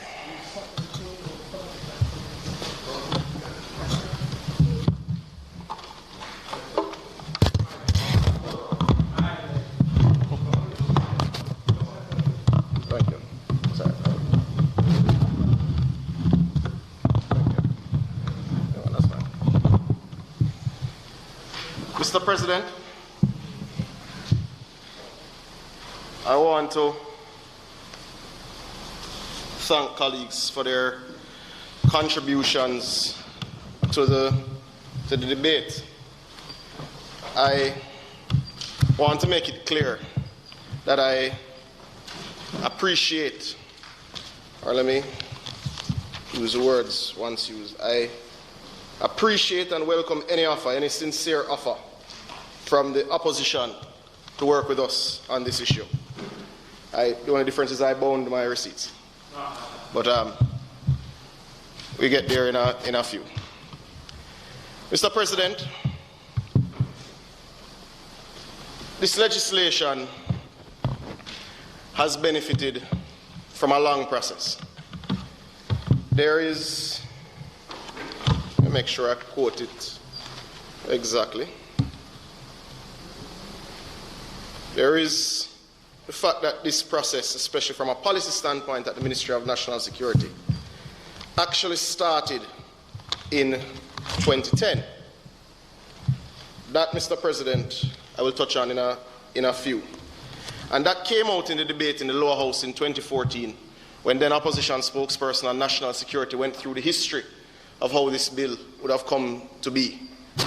And I thought that was important, because this is in many ways a culmination at least of a phase of over 10 years of policy and legislative work that has spanned us being on both sides of the aisle. And both parties, when in power, have seen the importance of this legislation. The fact is, commissioners of police have always stated to us that gangs are indeed the greatest issue that we face. I go back to the comments of the Joint Select Committee previous to the legislation being passed, and the presentation of the JCF made it abundantly clear that gangs were the greatest threat, not just to us in Jamaica, but certainly to us in the region. And that is why this particular legislation is so important. It's so important that the legislation that we have is fit for purpose. It's important that we conduct regular reviews of this legislation, which is why I'm happy, as Senator Scott Motley would have said, that we did it in a timely fashion based on when it would have been passed, so that we can ensure that legislation evolves and changes and gives the security forces the tools they need for an ever-evolving crime situation. The crime situation in no territory is the same over time. It's ever-changing. Technology, socio-economic factors, regional stability, a number of factors impact the crime situation that we do have. But, Mr. President, I am indeed happy that we are at this point today, because it is true that at minimum 60% of the murders that we have in Jamaica are indeed committed by gangs, or ordered by gangs, or come from some of the operations of gangs. So, Mr. President, it is indeed important that we strengthen the legislation to deal with these criminal organizations. And I remind colleagues, it is the Suppression of Criminal Organizations Amendment Act that we're looking at. So I know we've had many sideshows. I know we've had a broad discussion generally around anything that could be closely or not so closely related to safety, but it is the legislation before us is around the suppression of criminal organizations. It seeks to amend the original legislation that tried to define what a criminal organization was. It tried to define what the membership would look like, how the membership would identify with each other. It tried to define the crimes that criminal organizations were commonly executing or carrying out in our beloved Jamaica. But, Mr. President, I believe the amendments that have been put forward coming from the work of the Joint Select Committee are sober, they're appropriate, and they strengthen the legislation.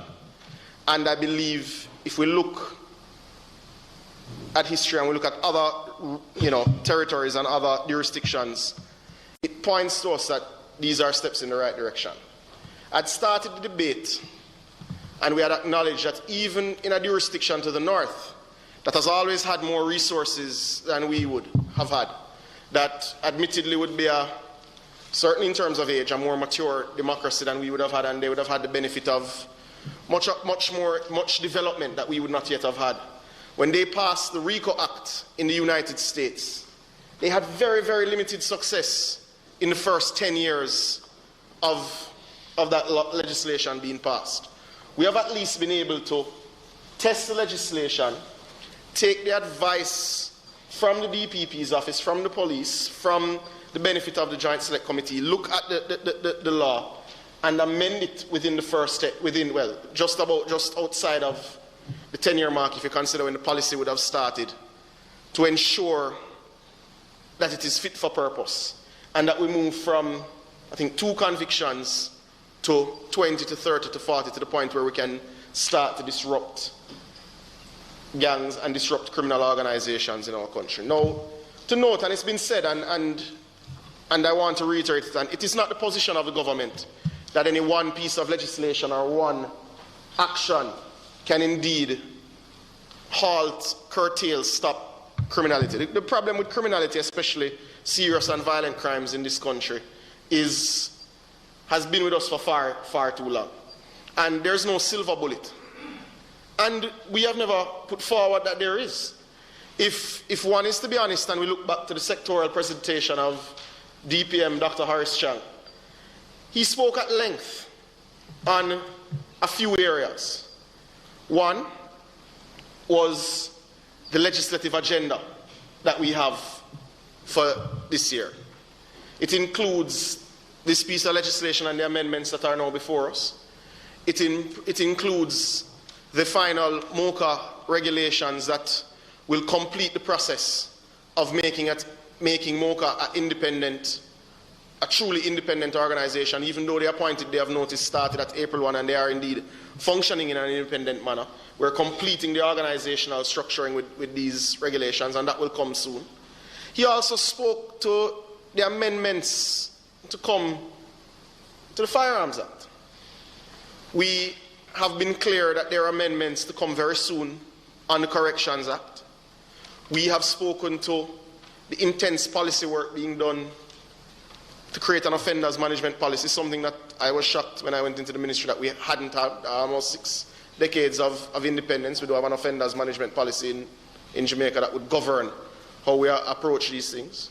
We spoke to the IRCC, we spoke to the Intercept situation, but we also looked at things we have done, and I'll just remind colleagues of a few. And it's particularly important to do so because I'm responding specifically to a comment made from Senator Bunting in his space. And I hate responding, and I know he's online. I don't like to respond when any colleague is not here. So whereas I couldn't get the Hansard, not just responding exactly to what he said or as close to as possible, couldn't get the Hansard. And if I'm incorrect or slightly, I'll feel free.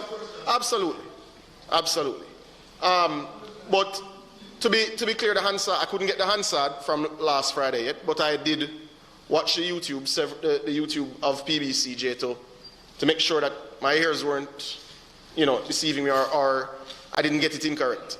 But but because the Hansard isn't there, I won't quote word for word. But there was a comment related to the investigative capacity of the security forces, specifically the police. And that comment was based on his assessment of the performance of the security forces or of the crime rates during his tenure. Now, Senator Crawford mentioned math and the importance of it in terms of making you a logical thinker. Senator Crawford, that's never been my strong point, so I'm going to ask you to help me on one. No, man. All right. Senator Campbell Rodriguez, you can back me up because you may give me flawed numbers because they may not suit. If there are 25,154 cases or reported crimes in a 4-year period, compared to 37,252 reported cases or reported crimes in a particular period, can you tell me which one in a 4-year period, same 48-month period? I know which one is less, but can you tell me which one is less by how much? So it's my rough maths, and you may give me a tick or a X later, we can discuss that, is that it is 32% less reported crimes in the 4-year period immediately following Minister Bunting's tenure in national security. And this information is published and has been published, and it is published in an iterative fashion on many research documents. CAPRI has them published, the Ministry of National Security has the numbers published, JCF has them published. So if we're looking at January 2012 to the end of 2015, and we compare January, 2 months of Minister Bunting's time, there have been 32, the 4 years rather, immediately following, from January 2016 to December 2019, just giving a 4-year comparison, you had 32% less criminal offenses or reported crimes. And there's nothing that suggests that, all crimes have never been reported in any territory in any year. There's nothing to suggest that you would have had less. There's any reason for persons to have not reported crime. That just doesn't fly. The other point with statistics, and I'm going to ask you to help me again, Senator Crawford, because you're better at math than I am, is that if you look at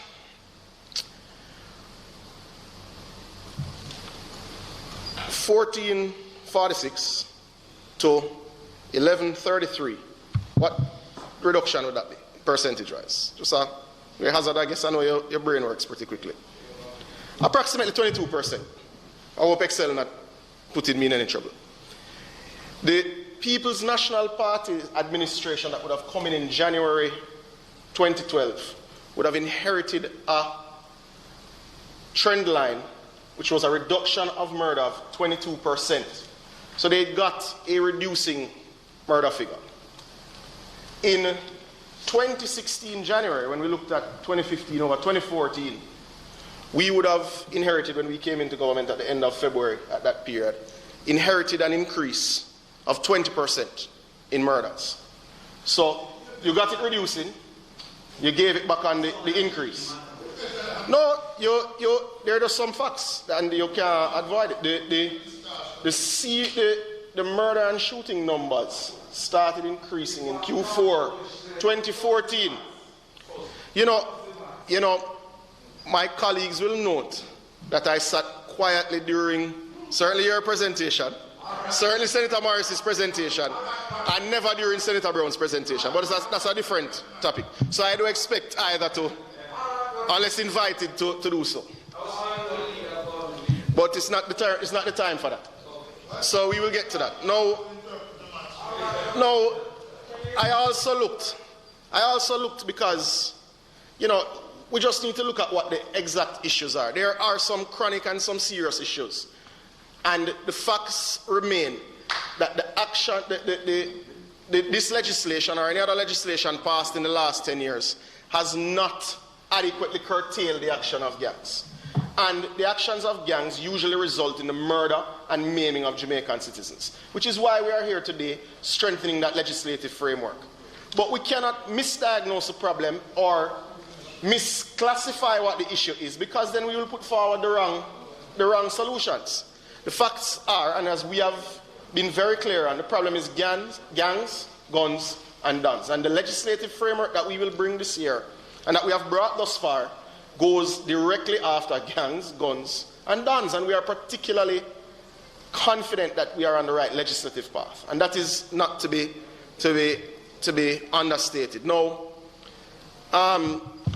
Senator Gabriela Morris, mentioned Central Kingston. So just as a side, I took a look at what was the issue and what was the general trend lines in Central Kingston. And I'm always wary of how we discuss statistics in national security. And I've said this in many debates. In fact, usually I don't know why I didn't start this way in this one. But generally, I'm always wary of discussing statistics because I understand, appreciate, and feel it, and understand clearly that every statistic is a Jamaican victim of crime. So I just want to make that abundantly clear, and that there is no trivializing or using numbers to gloss over. One Jamaican life is one too many to be snuffed out in this manner. So there is no trivializing of that. But we have to diagnose exactly what the issue is if we're to put forward the appropriate solutions. And if we look at Central Kingston, since we've entered that single police division into the discussion, we have to look at, well, what was the crime situation in that particular period in Central Kingston? I'm referring to as I said, I'm speaking to the Kingston Central Police Division. And I will come to other police divisions that have a particular challenge because they speak to what we're doing today and they speak to solutions that we have put on the table previously. And the facts can't be undermined or we can't mislead the country into not understanding the facts or not having the information to make their own decisions.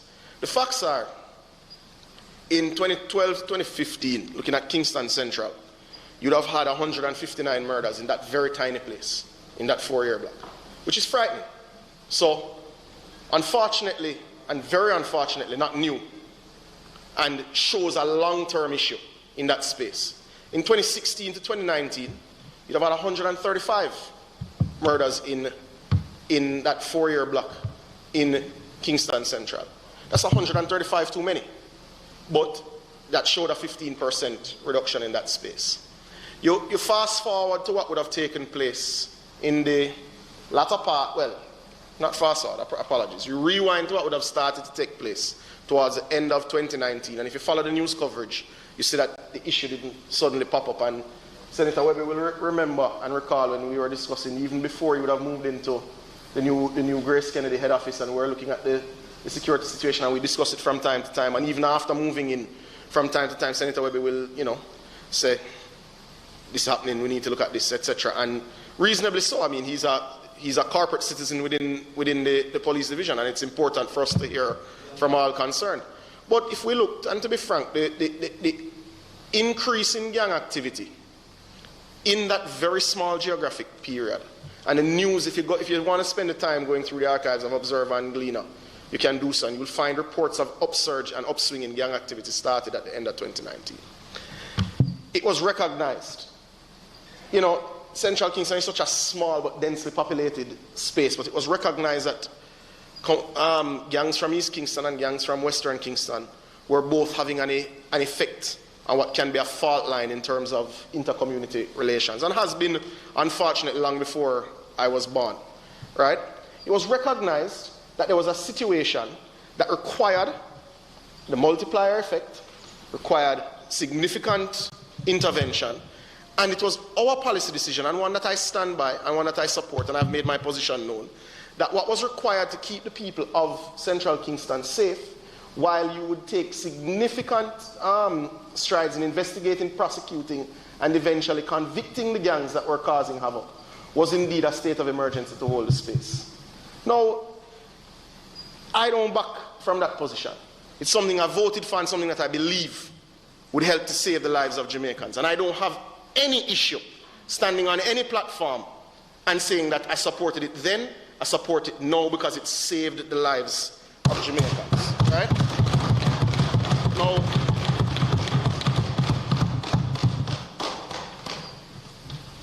the matter is still before the courts, and we'll discuss it, I'm sure, at significantly more length when the time indeed comes. But because it was raised, I'm just going to make a single point. In the police divisions that were under states of emergency, where we were able to use the multiplier effect of using the support of the JDF in a particular manner, right? If you had, which is still too high, there's no two ways about it, Mr. President, it would still be too high.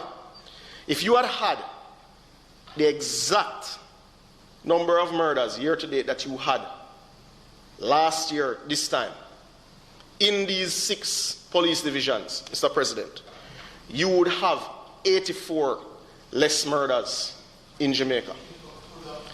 No, but we know we prescribe a policy space, and we know because we have evidence that it worked in spaces. You had up to 70% reduction in murders in some of the areas that had states of emergency. The one that gave you the hardest time, which we readily admitted, and I said when we were debating it, that we had to look at how it was working, because in every other space it was giving you a much higher statistical result, was St. Catherine North. We've never backed from what works and what needs tweaking, because at the end of the day you want it to work because it saves Jamaican lives. And as I said it here at the time, and I make no apologies for it because I believe in it. In the same way, I expect my colleagues to stand by the strength of their convictions, whether I fiercely disagree with them or they fiercely disagree with me. I know that measure and the support of that measure saved Jamaican lives. And I know that several dozen Jamaicans who have lost their lives would not have lost their lives had we had the use of that measure in the current space. And, you know, let me tell you something. I believe that when you have a legal problem, you must go to a lawyer. When you have a medical problem, you must go to a doctor. When you have a security problem, you should go to the security professionals that have spent their lives investing in their training, and their lives have been put on the line to defend all of us and to ensure that the freedoms we enjoy are maintained, and they do everything in their power to save Jamaican lives. And when you go to those security professionals and they tell you, quite frankly, that this is the measure that will give them the fastest ability to curtail the actions of gangs who are led by dons, who have far too great possession of guns, who kill Jamaicans, this is the measure that will get us there fastest. I will support it.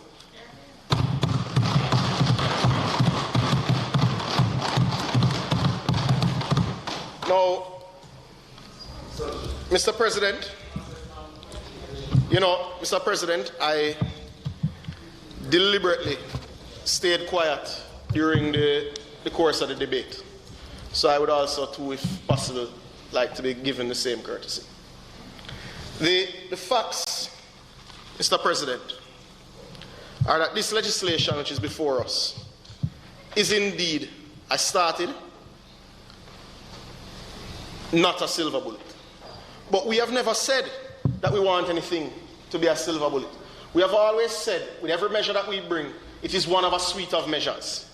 It is the legislative framework and the legislative suite that we are bringing on the back of the investment that we're making in the increase in the investigative capacity, in the enforcement capacity of our security forces. And I look back just to recent times just to make sure, because there have been such a, much like when we had a debate the other day and Senator Fraser-Binns would have risen on the Environment Day motion, and by the time you finish you say, hell, I missed about 20 other things that we could have listed because our scope of work has been so extensive. But when I think back to the fact that under this government, if we look at the infrastructure that the JCF uses, there has been greater investment and greater improvement to the physical working environment of the JCF in the last 3 years than in the previous 40 years combined, Mr. President. Mr. President, under Project Rock, we didn't go about it in a haphazard way. We conducted an engineering assessment first to determine what exactly was the issue in our police stations and what needed to be fixed, what needed to be torn down, what needed to be renovated, and you put them into tiers, and you went off in a structured, strategic manner, and you applied the investment based on the advice of technical experts, being the engineers, and there was no politicization of, boy, this station is here, that station is there. And the fact is, we're targeting all the stations, so it really doesn't matter where the stations are. We knew that the policemen and women in this country required appropriate working environment. And Mr. President, just under 100 police stations have been completed with either total renovation and with several new spaces being put in place. The facts remain that we didn't just do physical infrastructure. We looked at the mobility of the force. In the last 3 to 4 years, the greatest investment into the mobility of the force, which cut down response time, has been made by this administration, Mr. President. We didn't just say, well, they need to move around. They need to move around in a connected and interconnected manner. So we've been investing in the technology that allows them to communicate. Because the facts are, it was significantly and largely degraded by the time we had come back to government in 2016. And the fact is, the large major investments into how the police communicate and their radio system was 30 years ago. So we've brought that back largely to some modernity. Now, additionally, we said technology is the way. It is clear, and it has been the source of much news coverage over the last 18 months, that as we started by building out and doing in a very, doing the heavy lifting. Sometimes what takes long and you don't necessarily, people get impatient with it. We put in the back end for Jamaica Eye. Because what existed before was a very fragmented system where there was one system here, one system there. There wasn't centralized analysis, centralized storage of the space. So we had to put in the back end. And building out the sort of fiber network and the monitoring center and the servers that is required has to be done long before you put up the cameras. That is the smallest part of it. But the investment that has been made in our camera network is already bringing significant gains, Mr. President. Significant gains. It is why we know, for instance, it is on the back of the mobility, on the back of this camera system. It is why we know that accusatory crimes have fallen precipitously over the last 4 years, 5 years, any way you want to look at it. When we look at the numbers associated with accusatory crimes, robbery, over the same 4-year block went down by 48%. 51% declines in break-ins, Mr. President, and 70% declines in larceny. So I recall last year, and last year is an anomalous year, right? I mean, it's COVID. It's one of those once-in-a-century events. But I remember when we had further declines last year in accusatory crimes, it was dismissed flippantly. That's all because people at home. But the declines happened every year for the previous 4 years. So it showed that the investment that we were making was working. Don't disturb the speaker. I'll just take a glance. In 2010, you had 425 incidents of larceny. In 2012, when you took over, it went to 761. And you really didn't have much lower. The 4-year period before, there were lower larceny numbers, admittedly. So whereas there are some crimes that you have had better success with, in acquisitory crimes, that's not one for debate, to be quite frank. And the investment that we have made is proving to have been effective and to be appropriate.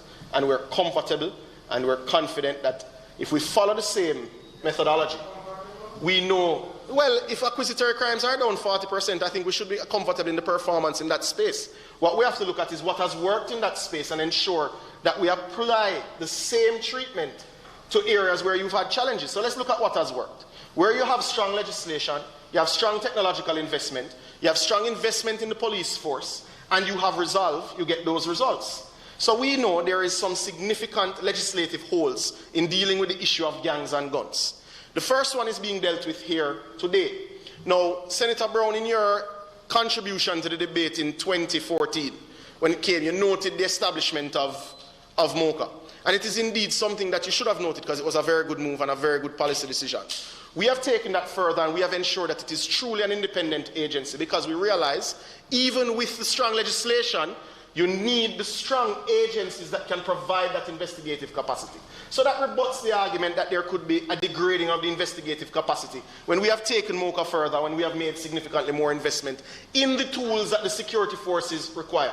So we've invested in this in the security apparatus, right? We've taken it further. We looked at some legislation that you would have passed, and we acknowledged it in the opening of the debate. I mentioned the DNA legislation.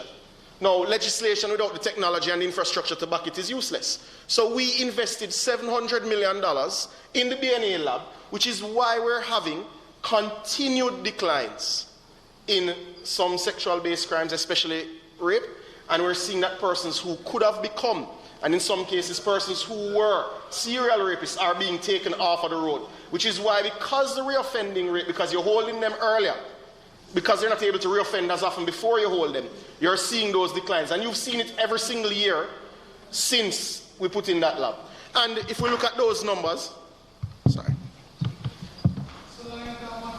The Minister's time for speaking has expired.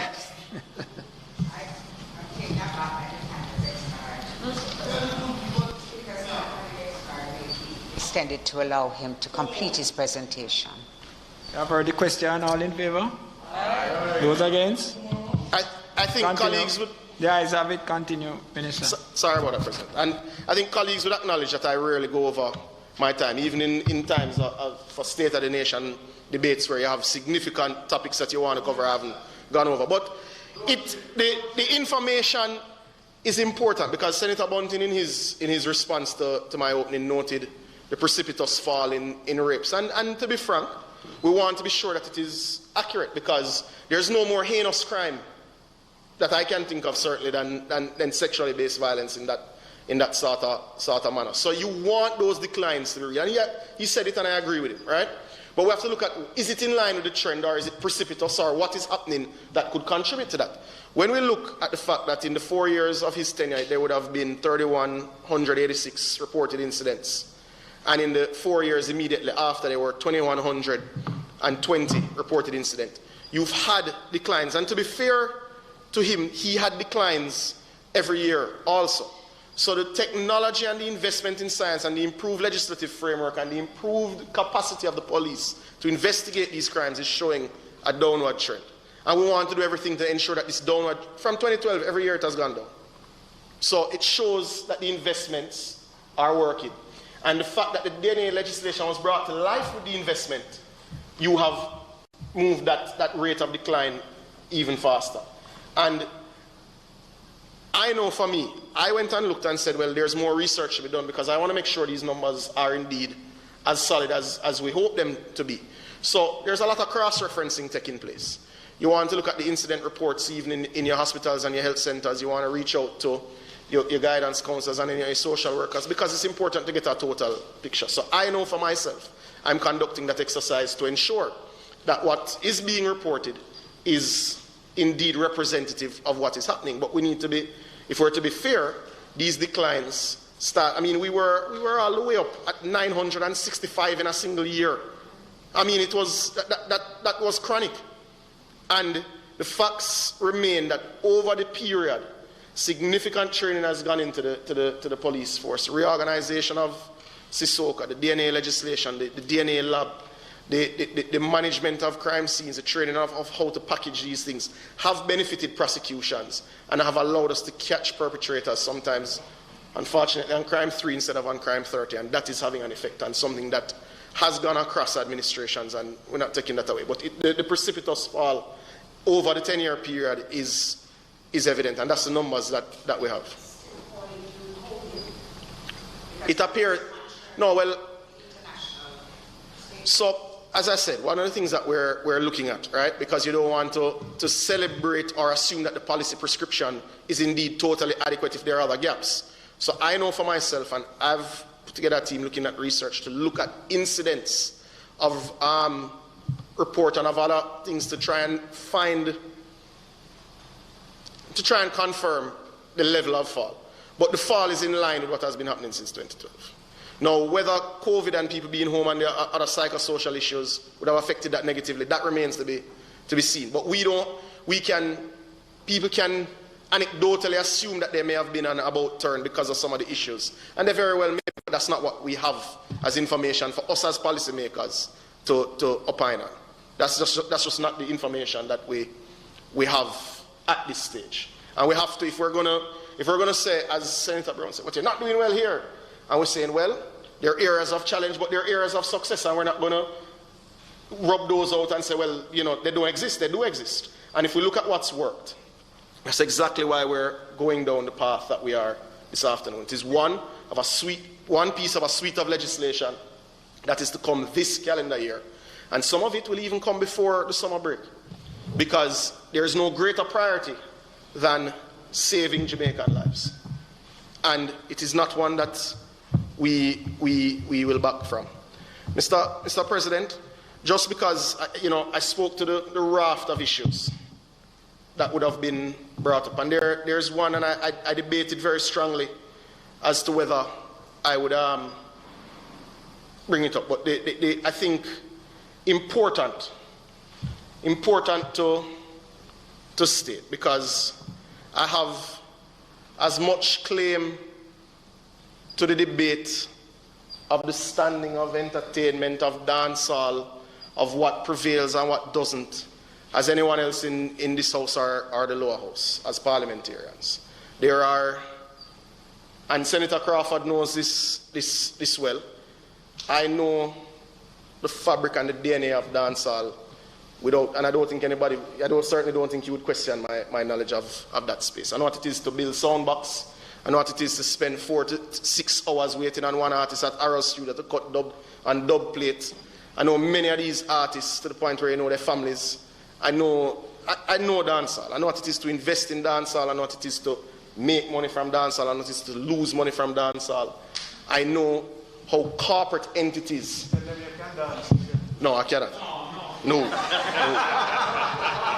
That is not part of my knowledge base. And you were so silent, Senator Crawford. No. But no, that's not part of my core competence.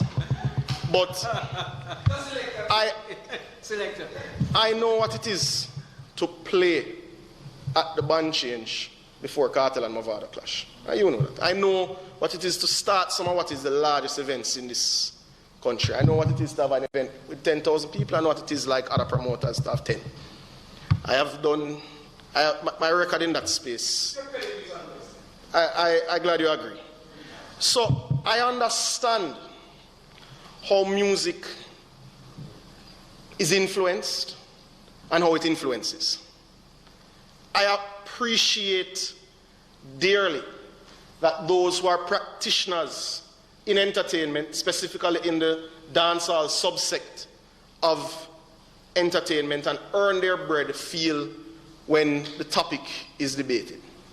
Now, there can be no question, and any question that, or any suggestion that dancehall music is probably the strongest part of the strongest cultural expression of our youth in this generation would just be ridiculous. And any question that our dancehall artists, in their reach and in their power is weak or is not what we assume it to be would be a flaw.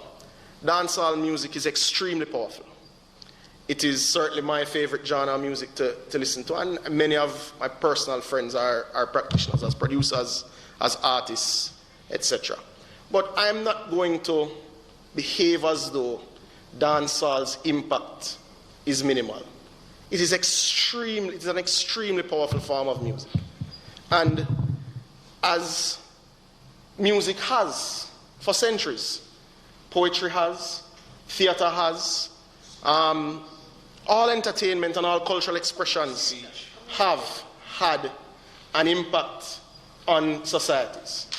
We cannot deny that. It's not limited to dancehall. And I am not here to make dancehall the enemy at all.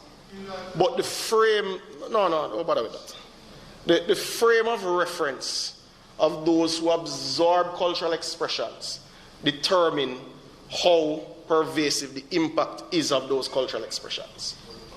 Right? So, there's a reason why when you go to the movies, they tell you whether a movie is rated R, PG, U, whatever it is. It is because it is accepted that persons, based on where they are in terms of age and exposure, certain forms of expression or certain theatrics will affect them differently. It is why Senator Crawford... No, a rating is not for choice. A rating determines who can enter, certainly in the case of movies, to a theater at a particular time. You cannot enter without an adult to be able to explain certain things for movies in certain spaces. It's not for choice. And your proposal in 2013 or 14, the proposal read the ratings for events. Your proposal, right, was that by the end of July 2014, a rating system should have been established to determine what ratings should be assigned to events. Because you would have recognized that the entertainment at some events would have had an impact on who would go there. So then why would you have a rating? No, but you also said if it was purely for choice for those who would attend the events, then why sanction events that would have lied in terms of the rating that they would have assigned? Because your notes say that. No, that is a ridiculous position, Senator Crawford. That is a ridiculous position. The very establishment of a rating system acknowledges that different forms of expression and different content will have different impact on those who view and listen to it. So in the same way, I am certainly of age and mature enough to listen and watch and take in any cultural expression I so choose to do.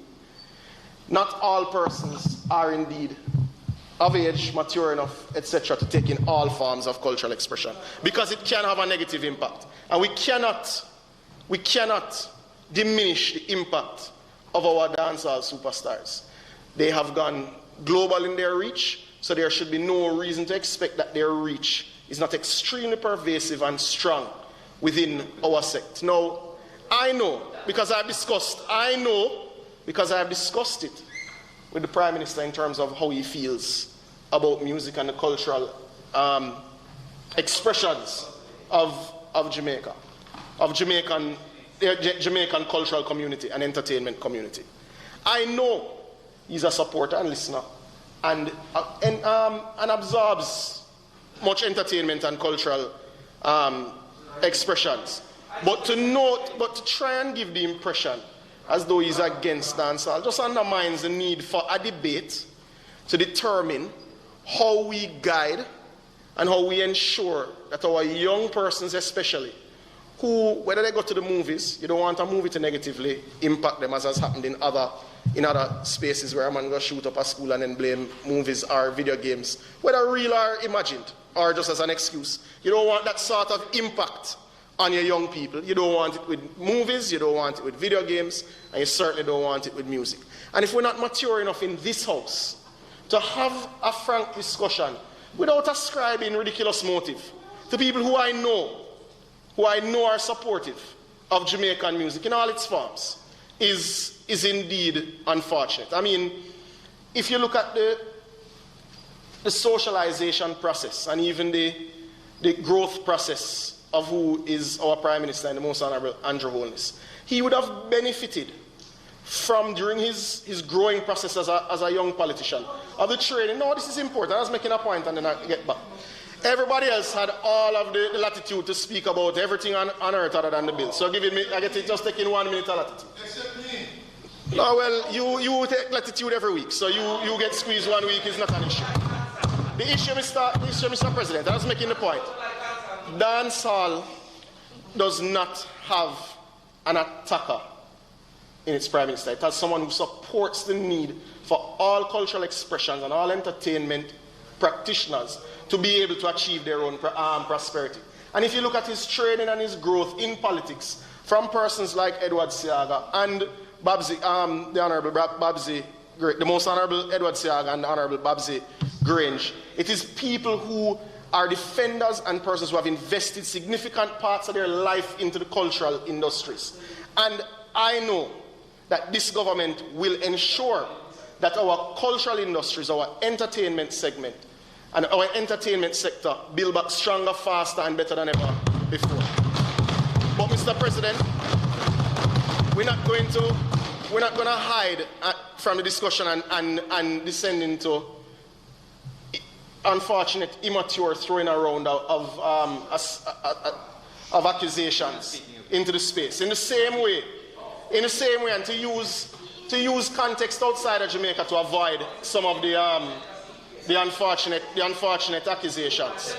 In the same way, I know I'm a big fan of Frank Sinatra's music, but in the same way, it is public knowledge and a matter of public fact that he was under investigation for contribution to gang and mob culture in New York during his life. Now, that doesn't mean his music was not great.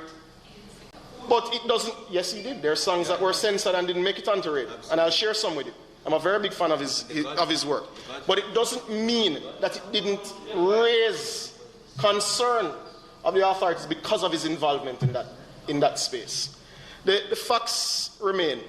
We have, and I'll say it, and I don't think anybody will question my love and support for dancehall. But the facts remain, and what has hurt dancehall and is a cancer, and people like me and you who support it must help to cut it out, is that you do have some of the most influential and strong dancehall practitioners who are indeed criminals and help to fund and help to influence people into criminality. Now, what that has done is, because some of those are the most successful, it has in many cases allowed debates to give the impression that majority of dancehall is, or too many people in dancehall are. The problem is that there. But I've never said it is true, and nothing that I've said it suggests it is true. No, just hold on. The facts remain, Senator Crawford. There are dancehall practitioners who are overachievers in every facet of their life. So there are sometimes the ones who are doing exceptionally well. They're doing exceptionally well in what is legal and what is their preferred stagecraft, but they're also doing exceptionally well in their illegal activities. And that itself broad brushes and puts dancehall under unnecessary attack. And dancehall practitioners have to look to reject these that are a cancer on dancehall and bring down the entire space, or bring the entire space sometimes into disrepute. That is what we need to discuss, because they are some of the most influential people in this country. And we need to be able to be mature enough to say to the ones that are doing right, reject those who are not doing right, because they will bring down and bring everyone into the same pot, unfortunately and unnecessarily and unfairly.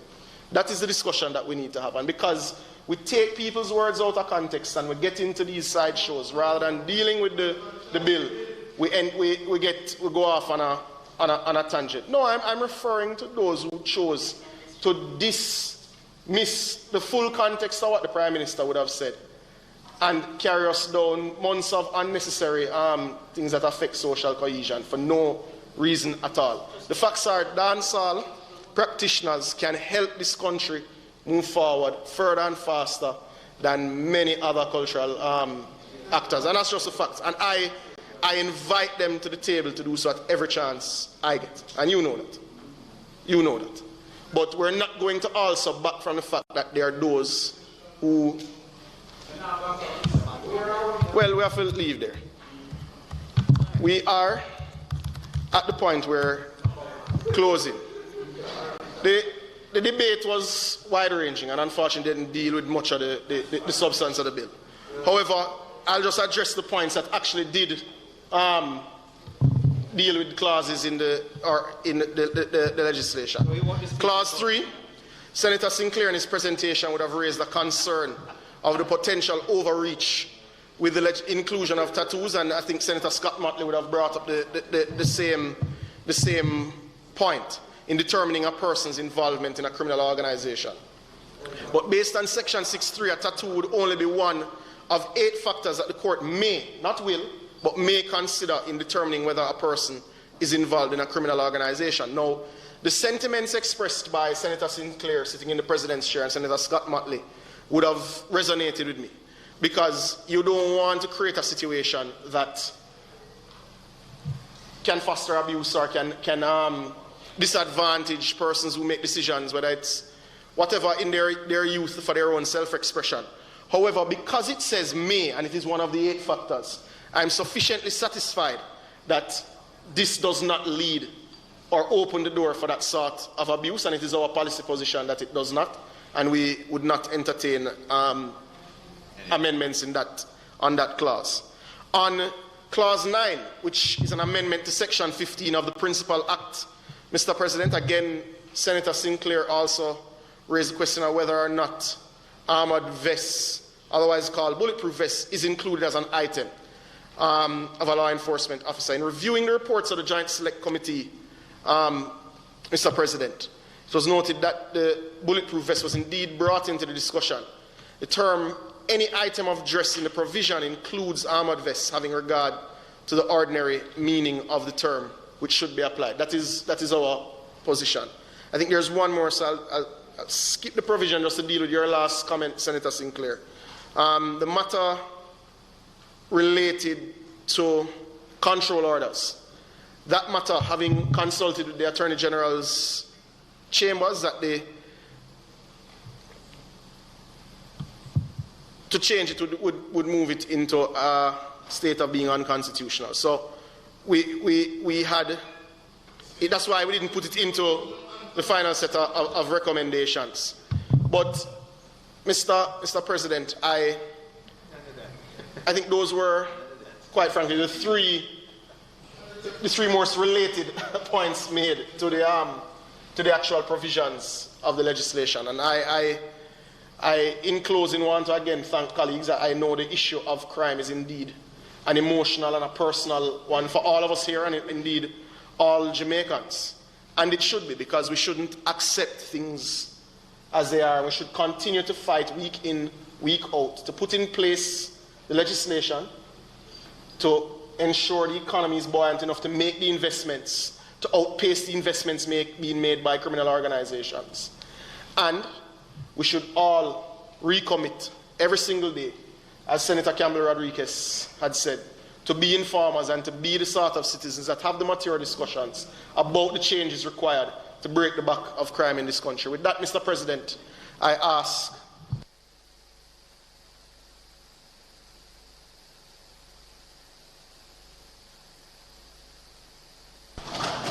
the question is that a bill entitled the Criminal Justice Suppression of Criminal Organizations Amendment Act be now read a second time.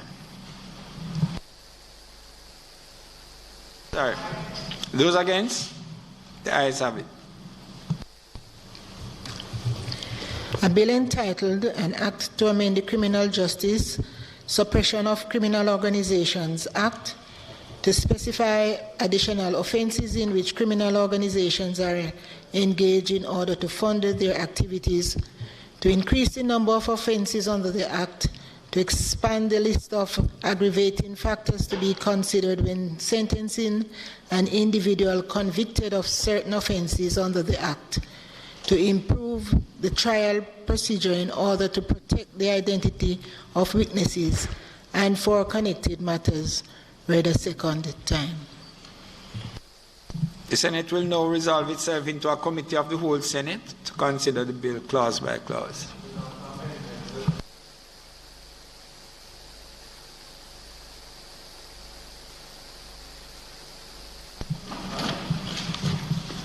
I put clause 1. Those in favor? The ayes have it. I put clause 2. Those in favor? Those against? The ayes have it. I put clause 3. Those in favor? Those against? The ayes have it.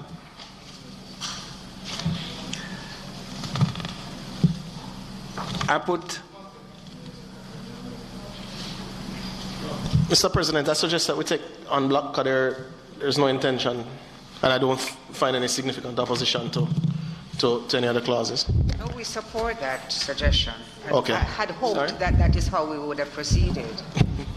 All right.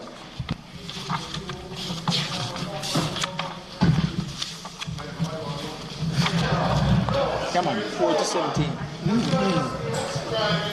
All right, thank you. Thank you, Minister. I put clauses 4 through to 17.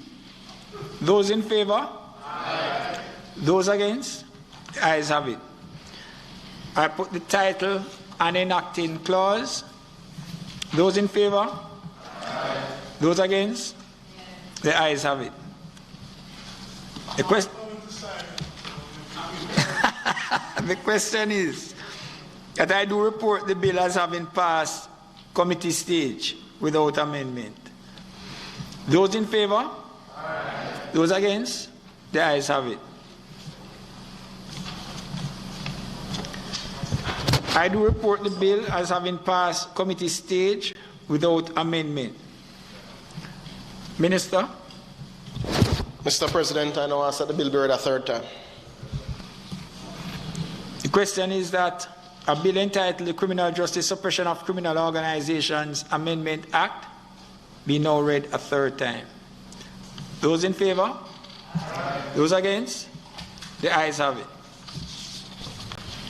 A bill entitled An Act to Amend the Criminal Justice Suppression of Criminal Organizations Act to specify additional offenses in which criminal organizations are engaged in order to fund their activities, to increase the number of offenses under the Act, to expand the list of aggravating factors to be considered when sentencing an individual convicted of certain offenses under the Act, to improve the trial procedure in order to protect the identity of witnesses, and for connected matters, read a third time and passed.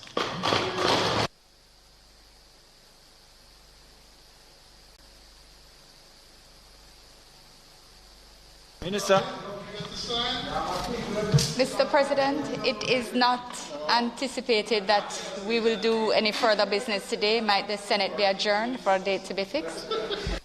Question is that the Senate be adjourned until a date to be announced? Those in favor? Those against? The ayes have it. The Senate stands adjourned.